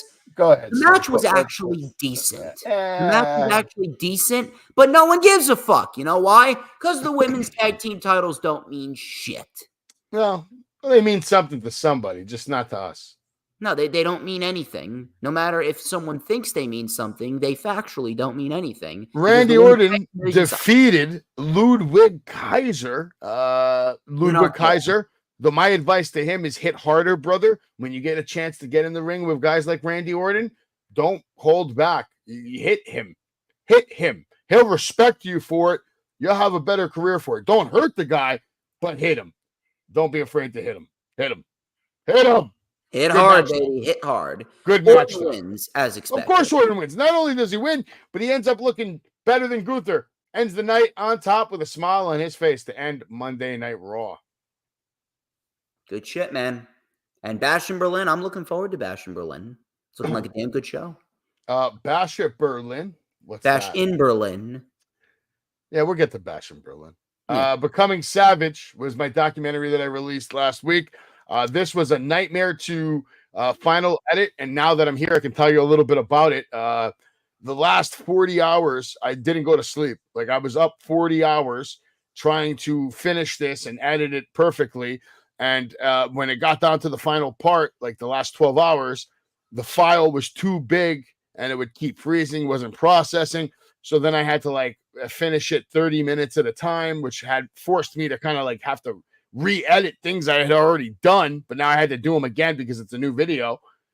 Man, what a fucking nightmare.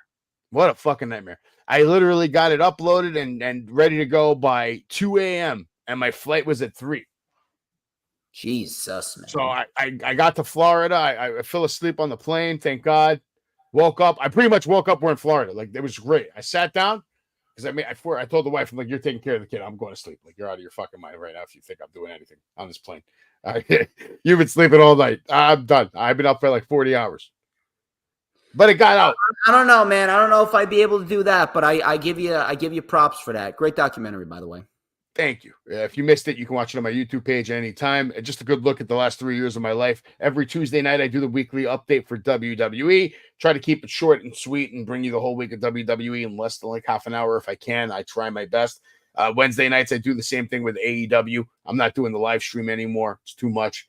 I can't watch it and enjoy it. And I'd rather watch it and enjoy it and then talk about it than watch it and kind of like TNA. Even this show, it's unfair to TNA what I'm even doing right now because I really can't give TNA my full attention and then talk about WWE and talk about AEW the same way if I'm watching TNA with commitment. You know what I mean? Yeah. It's tough. And then obviously every Thursday we bring you the Savage Storm Wrestling Super Show. Next week will be episode number 11. Which is cute. I like that we put numbers on it. At least to keep something organized. I used to keep numbers on my episode, but I rebranded a couple of times, and then I'd be up to episode 241 season, and then I'd be up to episode 200 whatever on another. I'm like, what's the point? Who gives a shit? Just go. I mean, I just put the name of the show and the date. Yeah, I just added to a playlist, and guess what? I've been keeping track of it. I think I have over 300 episodes of the LFU. Yeah, overall, I'm pretty sure I've done over 600 to 700 episodes altogether on all different platforms for wrestling. This Sunday, I'll be at Broadheadsville, Pennsylvania, and we got ourselves a very good main event. KC Navarro versus Lance Anoa'i. I'll be there with my cousin Creed Text, the guy that does our theme song. I'm going to get him to try to do something for the DJ Storms edition of the video. What do you think about that, by the way? The whole, like, let me play it again. Not bad, right? A little subtle. I love that shit. By the way, I got Navarro winning right here. Wow. Going over the Samoan blood right there. I mean, he's fucking blessed, man. I think he is blessed. I think you're right about this. We'll see what's going to happen here. I'll be there. I'll be getting footage from ringside with 3 different cameras that I'm bringing. So expect some good highlights. And then obviously Battlefield now has a new YouTube page that I'm managing.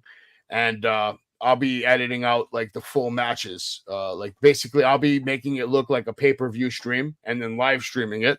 And the only people that can watch it are members. So I think it's like, we haven't set the price yet, but you'll pay like a monthly fee and then you'll be able to get access to all their monthly shows, which is going to be pretty cool because there's matches there that you're not going to see anywhere else like this one. I'm looking forward to it, man.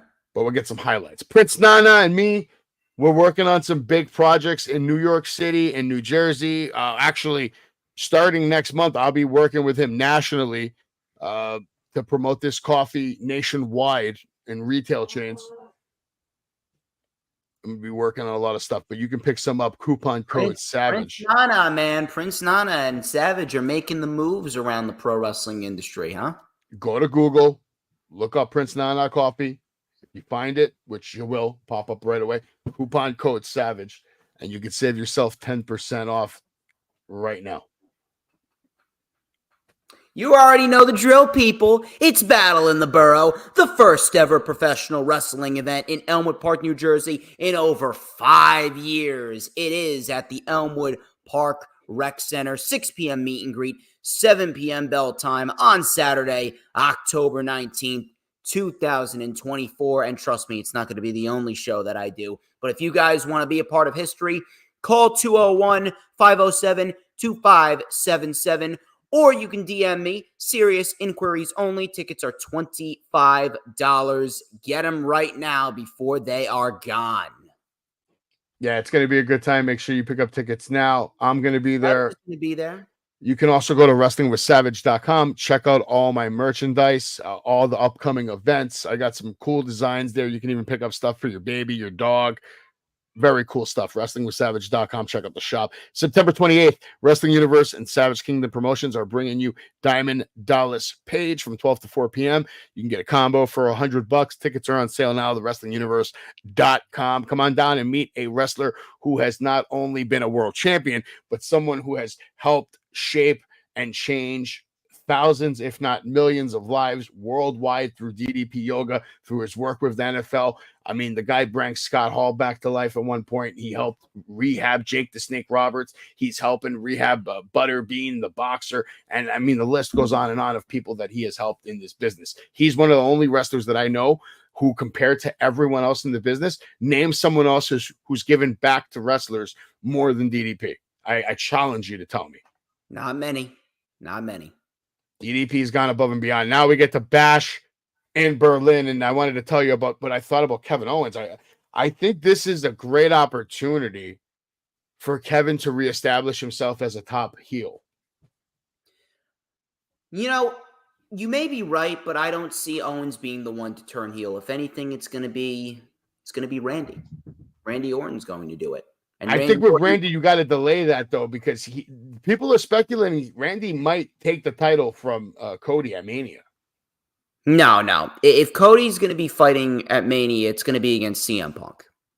That's the match. That's the big money match. We shall see.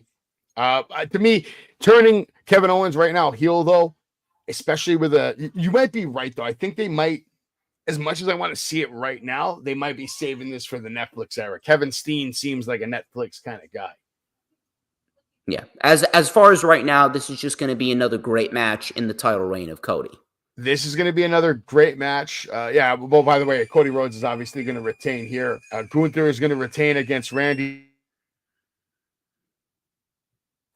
Who you got? I got Gunther. It just makes sense. There's no reason to take the title off of Gunther after what, 4 weeks? Wouldn't be logical whatsoever. Randy is there to help other people get over. He's doing just that. Gunther takes the win. Who's next after Randy? I don't know. I mean, they got some options. We're going to have to wait and see. Who you got in the next match over here? Tag team match, intergender match, Damian Priest, Rhea Ripley.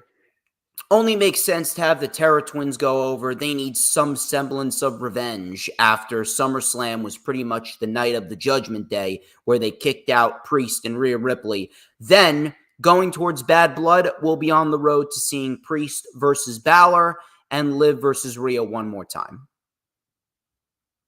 And of course, I only have one other graphic up here. We got CM Punk versus Drew McIntyre, which is going to be a good match. Who do you got? Punk. Punk takes the win here. Punk. Here, hold it down for a couple of minutes. What'd you say? Hold down the fort for a couple of minutes. I got a little situation over here. No worry, I can hold down the fort for more than a couple minutes because that's what I do. I'm DJ motherfucking Storms. But if we're going to talk about Punk and McIntyre, the road is pretty simple here. We already got what we got at SummerSlam. Drew McIntyre got the win over CM Punk as expected. And now we move on towards Bash in Berlin. I had a feeling we were going to get some sort of a stipulation match. Strap match is probably the best route to go about it. You don't want to go hog wild, especially considering we all know where everything is heading going towards Bad Blood. Bad Blood is the anniversary of The Undertaker versus Shawn Michaels in the first ever Hell in a Cell match that the company has ever done. So, in turn, we already have Drew and Punk in a strap match at Bash in Berlin. Punk gets the win, and apparently they're going back to the classic version of a strap match where you have to touch all 4 corners. So they're making it a situation where Drew McIntyre does not have to get pinned, and they're going to protect Drew McIntyre in defeat. CM Punk ultimately gets the win here. We move on to Bad Blood, and we will see a Hell in a Cell match between Drew McIntyre and CM Punk, and Drew McIntyre will be beating CM Punk inside Hell in a Cell to cap off what has probably been the rivalry of 2024 for the WWE. What happens afterwards, I don't know. There's a lot of different routes that they can take with both men, but as of right now, we are in the midst of one hell of a program between Drew McIntyre and CM Punk. Savage, are you still holding down the fort over there? I think he might be. He might still be holding down the fort over there. So I guess we are running solo right now on the Savage Storm Wrestling Super Show. We may as well talk a little bit more about the news, rumors, and reports before Savage gets back. So, Jay White. Let's talk about Jay White for a minute. According to Fightful, Jay White is healthy and he is fully recovered. He will be making his return to AEW programming very, very soon. And seeing that the Bang Bang Gang are no longer the Unified Trios champions, I think it is about time that we see Jay White in the singles division. Where? I don't know. Maybe we could see Jay White potentially fighting Will Ospreay after Will Ospreay beats MJF at All In this Sunday. I got a report regarding Scott D'Amore. Scott D'Amore revealed in an interview with Chris Van Vliet that he has brought in former WWE commentator Mauro Ranallo. Mauro Ranallo will be returning to professional wrestling as the voice of Maple Leaf Pro Wrestling, which is Scott D'Amore's new startup promotion. I am back. Savage is back. How you doing, Savage? We're just getting done talking about Scott D'Amore bringing in Mauro Ranallo as the lead voice of Maple Leaf Pro Wrestling, Scott D'Amore's new startup promotion. What do you think about that? Hey, well, he deserves to be on WWE or AEW. Mauro's one of the top guys, commentator guys. Absolutely, absolutely. But yeah, we just got done talking about CM Punk. He's going to be the one to beat Drew McIntyre at Bash in Berlin, and he will be inevitably moving towards a Hell in a Cell match with Mr. McIntyre. Yeah, I agree with that. I think CM Punk has to win this match. I think it's going to be a brutal match, though. It's probably going to steal the show. Could be the best match that both guys ever have, to be honest. It has that potential to do that. And do you think we're going to get a third match? Yes, absolutely. It's going to be a Hell in a Cell match at Bad Blood. Okay. Wow. Only makes sense. That's going to get wild right there. Of course it is. And Drew McIntyre is going to beat the hell out of Fragile Phil at Bad Blood. What else we got left on the docket? Did we talk about NXT? Because I believe that we got a new #1 contender for the NXT Championship on the show. We did, and we got also the defense of those titles almost. Axiom and Nathan Frazier were trying to get a title shot. Instead, they got a match against Duke Hudson and Riley Osborne to, if they beat them, then they get a shot at the titles again. Of course, Nathan Frazier and Axiom went on to beat them and beat them quickly. Wendy Chu, she was the winner of her match against Lola Vice, but that was due to some nonsense, right? She came in for the distraction over there. What did you think about the first two matches? This was quick. It's pretty much setting up what's going down at NXT No Mercy. Let's be honest here. You can tell when something is a setup segment or a setup match. This was it. Oh, 100%, but I don't think Nathan Frazier and Axiom both should be like on main roster anyway. I'd rather see them as a tag team up there than a tag team down here. They've earned it, in my opinion. I said that they were the best tag team champions of the year so far. By far. It's a bold statement. I can't even disagree with you. It could have been DIY if they would have held the titles a little bit longer, but I know. I'm sorry, you're wrong about that statement too, because unfortunately, Jacob Fatu is the best tag team in the world right now. You do realize that Jacob Fatu is a singles competitor. He's not a tag team. Him and Tama Tonga are the tag team champions. Jacob Fatu is the tag team champions of the world. Stop it. No, Tama Tonga is one half of them. Jacob Fatu is one half of them. I'm not going to listen. Basic math here, Mr. Savage. Jacob Fatu is the tag team champion of the world. That's what he is. What's the next fucking match? The champion of the world. There's no match. There's Fatal Influence. And I do not give a shit. Well, Fatal Influence is better than the crap we heard on Monday Night Raw with that 3-letter name that I still don't remember. The Pure Fusion Collective. Fatal Influence. It's a bite off a Toxic Attraction. Not as good. By the way, Mandy Sachs. What? They got zero influence on me. Hey, Mandy Sachs is going to compete at that DraftKings Combine. She might be coming back to wrestling. I hope she does. You heard the news that Ricochet signed a multi-year deal with AEW, right? He will be a part of that Casino Gauntlet match. It's going to be fucking great. But if he's part of it, shouldn't he win it? No, because he doesn't need to win it. The winner is Hangman Adam Page. So it's a weak debut, and I don't like weak debuts. He should be making a statement. It's not going to be a weak debut. Just because he loses doesn't mean it's a weak debut. Yeah, he's a loser. No, he's not. He's going to be a loser. He's just like all these girls on the screen are losers, except the one all the way to your left. What did you think about this match? And what did you think about her getting her gauntlet match over there for the NXT? And now she has a shot against Roxanne Perez. Fucking stupid. I don't understand why it's Jada Parker, to be fair, because Jada Parker is completely and utterly useless. You want to talk about useless? Jada Parker, she don't know how to fucking wrestle. It should have been Sol Ruka. Wow. That's ridiculous. Carmen was eliminated out of this match before the show even started. She got attacked. Brinley Reese was going to replace her. Ren St. Clair looked good during this match. I think she showed a lot of potential, and they used her on NXT a lot this night. They used her at least 2 or 3 times after the match in like video segments that she did with her no quarter catch crew. She had a segment in the back, another segment in the ring. So I see her being heavily used. She has a bright future ahead of her, whether she's winning these matches or not. Good overall match. So Ruka was impressive as well. Big shout out to her. I kind of got surprised by Jada Parker picking up the win. The hip finish could have been a little better, but they wanted her to have her moment. At the end of the day, she's just someone for Roxanne to eat because Roxanne's not losing that title. Let's be real. Clear as day. Sol Ruka is the right woman to take it off of her, though. Well, eventually. Ethan Page over here and Kelly Kincaid would have a little interview. And, of course, this would get interrupted by Pete Dunne, who I think Pete Dunne, I mean, I don't know if they're going to ever let him be NXT champion. I wouldn't mind it, but. At this point, I don't even know why he's on the main roster if you got nothing for him.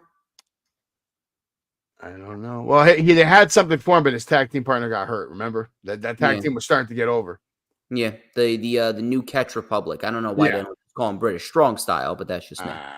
Ethan Page, though, finally getting some TV time. I felt like he's been kind of irrelevant last couple of weeks, or whatever TV time he did get wasn't that good. That's just me. And I'll go on a limb to say I've never said this before on the Savage Storm show. I think I said it on Wrestling with Savage, but Hank and Tank finally impressed me on Tuesday night.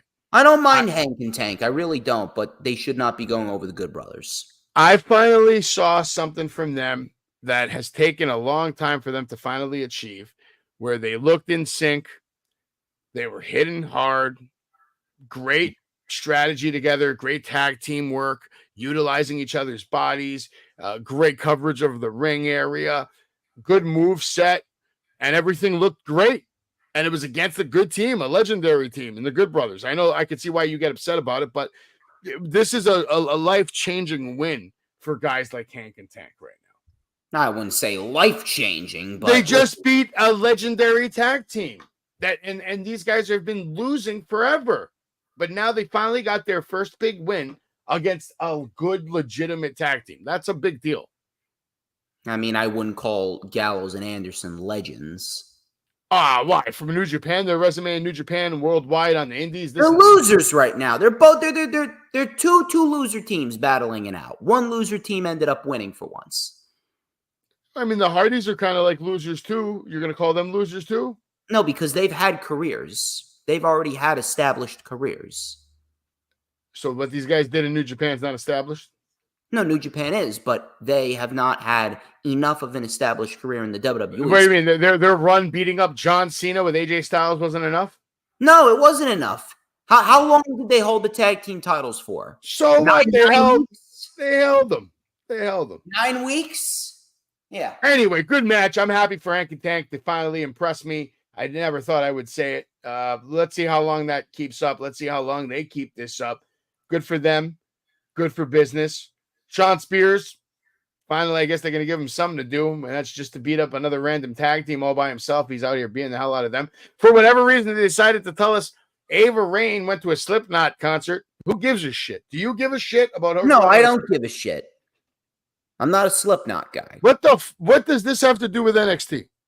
Nothing. Now you know why I hate NXT. Nah, man, shut your ass up. Charlie Dempsey.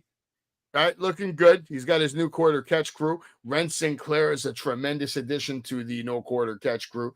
I could see her being the reason why these guys get catapulted to success, because I've said it on a show maybe over a year ago. But I believe deep down Charlie Dempsey has the stuff of legends. I think he can go on to have a tremendous wrestling career, one like Bob Backlund's, where it's just based on pure wrestling ability, brutality. He has it. He's got the look, he's got the charm, and he can wrestle his ass off. Just got to maybe work on his personality a little bit. Or maybe not. Maybe I'm wrong. I don't know. I like him, though. I don't know about that. We'll have to wait and see. I think he's a solid hand in NXT, but on the main roster, I can't see him succeeding. I don't know why he just doesn't. Well, right now I'm talking about NXT. He doesn't have that superstar aura. Not even the aura. Like, he's semi-boring in the ring, to be fair. He's boring, man. Nah, he has good matches. Charlie boring. You know who's not boring, though? The Don, Tony D'Angelo, who came out here, made the statement of the night, was able to put down Oba Femi, and not only put him down, but like he countered. Oba went straight for the powerbomb. I'll give him credit for that. That's a big man move. Very strong, looks impressive. It's like, damn, this guy's going straight for the powerbomb. Holy crap. Tony wasn't having it. Quick counter, huge spine buster. This was good shit. I'm hyped for this match. I don't think Tony's going to beat him, but I would like to see him do it. That would make me happy. I hope he does, to be fair. I would love it. I would love it. If they're not going to bring him up to the main roster, put some gold on him. Do something. They're going to have to at this rate. They're going to have to. He's already a tag team champion. All right, Adonis over here talking to the Meta 2. That's the new name that Lexus King would give them later on. And we get the premiere from the new guy. All the ladies are all over him. They want to make it apparent that he's a ladies' man. Ren Sinclair again getting involved in the back, talking to Mr. Evans over here, Mr. Bouncy. And then Gallus would talk to him too. I guess they want to pick a fight with him. But then we get the premiere of Dion Lennox, and the premiere would be ruined by Ashante the Adonis, who would straight up use Shawn Michaels' exact moveset to beat this guy with a super kick. I'll say this, the new guy looked good. He's strong. He has nice movement, good footwork, seems to have the right intensity. I'm interested. I'm invested to see more from him. He looks like a taller version of Braun Breaker even. Somewhat, maybe. We'll see what happens with him. Ashante the Adonis didn't hesitate to take advantage of the little TV time he was getting. He wanted to look good tonight. And I was shocked he got the win. I thought he was there to make the kid look good. I'm not sure where they're going with Ashante the Adonis, but no, I don't know where they're going either. But I know where they're going with Lexus King, and that might be straight to the top. Lexus King. No, they're not. He's been a jobber for the last year. Listen, Lexus King is one of those dark horse guys at any time Sean could pull the trigger on, though. Sean loved it. No. I don't think so. King. This was good. Meta 2. I loved it. He was talking shit about it Meta 4. He's nothing more. He's nothing more than a cheap promo guy. That's all. If you need a funny one-liner, you go to Lexus King. Stop it before he win the big one. No, he's not. Stop it before he coronates you. Roxanne Perez versus Jada Parker taking place at No Mercy. Nothing. I'm already a fucking king. Tickets are on sale now. Next Sunday, 7 Eastern. We have Tony D'Angelo taking on Oba Femi. Chase Yu going to be taking on Nathan Frazier and Axiom. And then we get to the main event. The only thing that mattered. The main event. And you never thought you would see that Joe Hendry was going to be in a main event on NXT and to compete for the #1 contender for the World Championship. And yet that is what we got. And it was good. It was really good. Joe Hendry murdered this opportunity. Are they going to pull the trigger on him? Maybe. Yeah. Why not? Why not, bro? They're going to have to at this rate. If they don't, I mean, first of all, they got this guy out here, and he's literally whooping Pete Dunne, whooping Wes Lee. I mean, he's whooping them. I mean, he did get the assist from Trick Williams, but it makes sense. But this was impressive, too. Double fall-away slam. Joe Hendry's all that in a bag of chips, bro. The fans dig him. You see fans with more original signs than you have in years because of this guy. People are getting very creative about their Joe Hendry shit. And, dude, he looks great. Pete Dunne. I mean, everybody did a good job here, but you can tell. By the way, that super kick that's a good looking super kick. We're gonna have to wait and see, but if they really want to, they're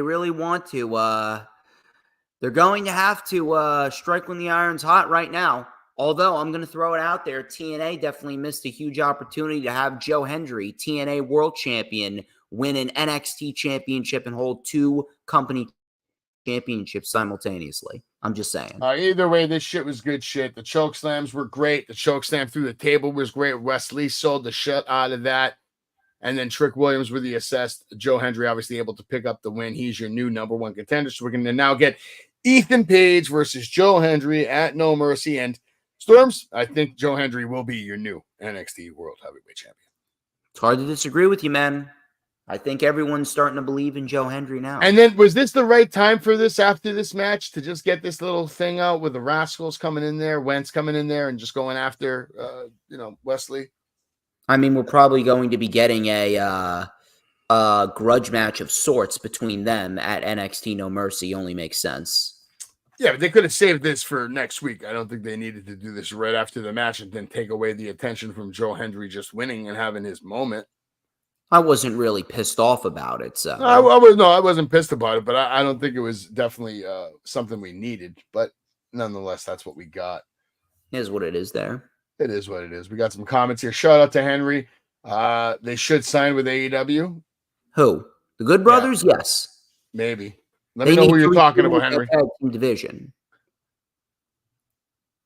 Drew, I'd take over. I wouldn't move CM Punk to the top so quickly after his return. Yeah, maybe I'd utilize Punk a little more. I met him in Japan by accident a few months ago. He met Asuka in Japan. That's why he started watching WWE again. Asuka's a hell of a reason to start watching WWE again. But there's a lot of good reasons to start watching WWE again. There's a lot of talented people, and the time for change is coming up. 2025 is going to be a tremendous year for professional wrestling. Absolutely, man. Absolutely. I'm looking forward to it, and I'm hoping that I'm still going to push the narrative, and I'm still going to push the reality of the situation that WWE needs to put pro wrestling first again. But they're probably not going to do that because they're not smart enough to listen to a guy like me. But regardless, I knew this match was going to be the main event of TNA Impact. I got the Hardys winning this one. Yeah, maybe, but the system, Moose and JDC over here, they're competing on a high level right now, so it's going to be hard for me to see the Hardys actually winning this match.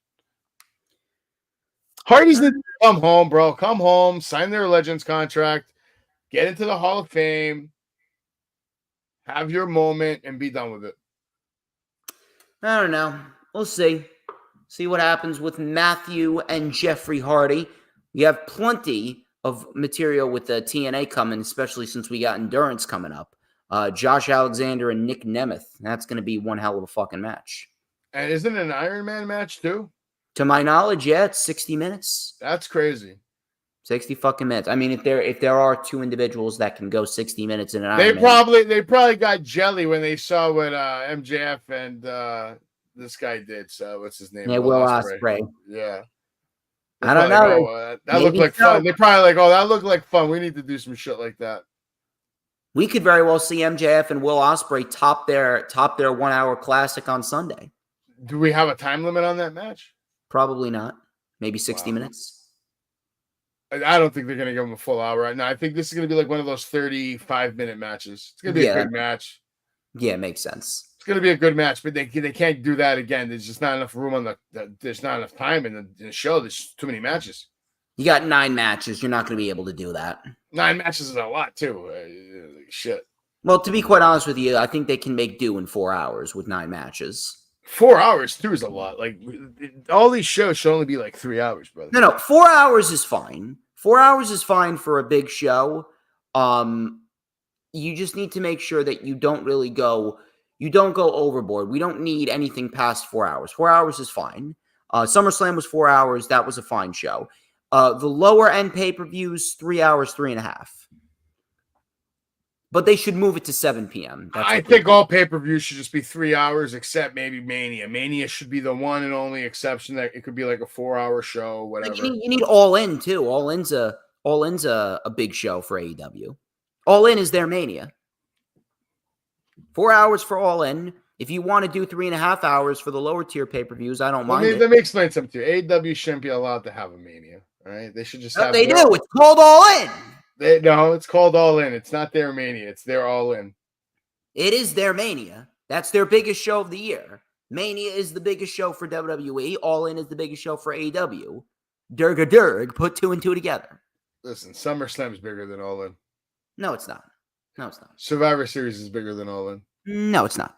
Monday Night Raw is bigger than All In, baby. No, it's not. Absolutely. Come on, man. When Monday Night Raw sells out 81,000 tickets, let me know. Listen, Joe Hendry gets more views on YouTube than the entire roster does in a day. Let me tell you something. You're going to make me become a disbeliever in Joe Hendry. Just shut the fuck up and take it. Joe Hendry gets more views in 5 minutes than everyone on the entire AEW roster does in a day. Come on, man. I believe in Joe Hendry. You should believe in Joe Hendry. I do believe in Joe Hendry. I don't believe in you being an idiot. Idiot? Yeah. You know who's an idiot? Fandango over here, who just got busted in the balls, and it looks like he's about to take a, my God, off the top rope. Wow. What do the Hardy Boys call their diamond cutter? The twist of fate. That's right, the twist of fate. Because I haven't given a shit about the Hardys in a long time. They've been around for 25 years. How do you forget one of the most famous finishers of all time? It's because I was never really a Hardy fan. My God! I respected them. Charlotte fan. He's not really a Hardy fan. The guy thinks that All In is less than. If I gotta be, first of all, you were right. The Hardy Boys just picked up the win on TNA to end the night. But I'll say this: it's not that I wasn't a Hardys fan. I respected what they did and all that. But I always thought Jeff was so much better than Matt that, I was like, I was a fan of Jeff Hardy more than I was a fan of Matt until the TNA era. And then Matt, of course, now with the Elite. Yeah, he's won me over. I like them both. They're legends, bro. They're legends. They're good dudes, too. But they're getting their asses kicked, even though they won the match right now. The whole system's out there right now, beating their asses down. I'll keep you updated on that next week on episode number 11 of the greatest wrestling podcast in the world today. We're bringing you all of wrestling, the whole week of wrestling, and we did it in under 2 hours and gave you 2 different perspectives. And, yeah, it was a good time. Storms, you got anything you want to put over?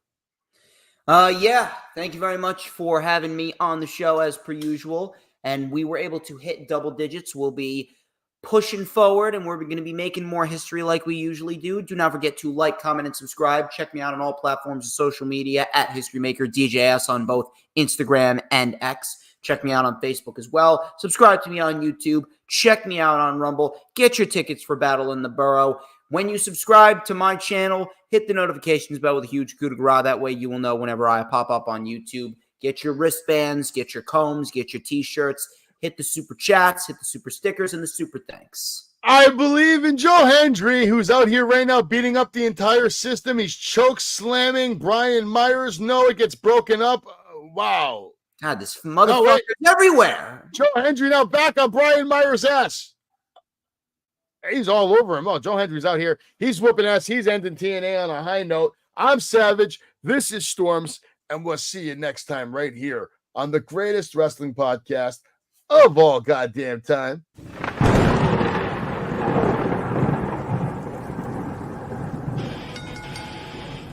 Pedigree, 1, 2, 3, press on you live by the champ. A last ride straight to hell, a tombstone, a body slam, choke slam, hit you raw. This is wrestling with Savage. Back down, hold the title. This is wrestling with Savage. The epitome of grappling them, scrapping them toe to toe. We ride or die, my kingdom's with me, legendary up in my row. Tearing limbs up on my pole, the ankle lock grip is accurate. Greek God in the flesh, every move is immaculate. Savage Kingdom march on bones. Savage Kingdom fight, we reign.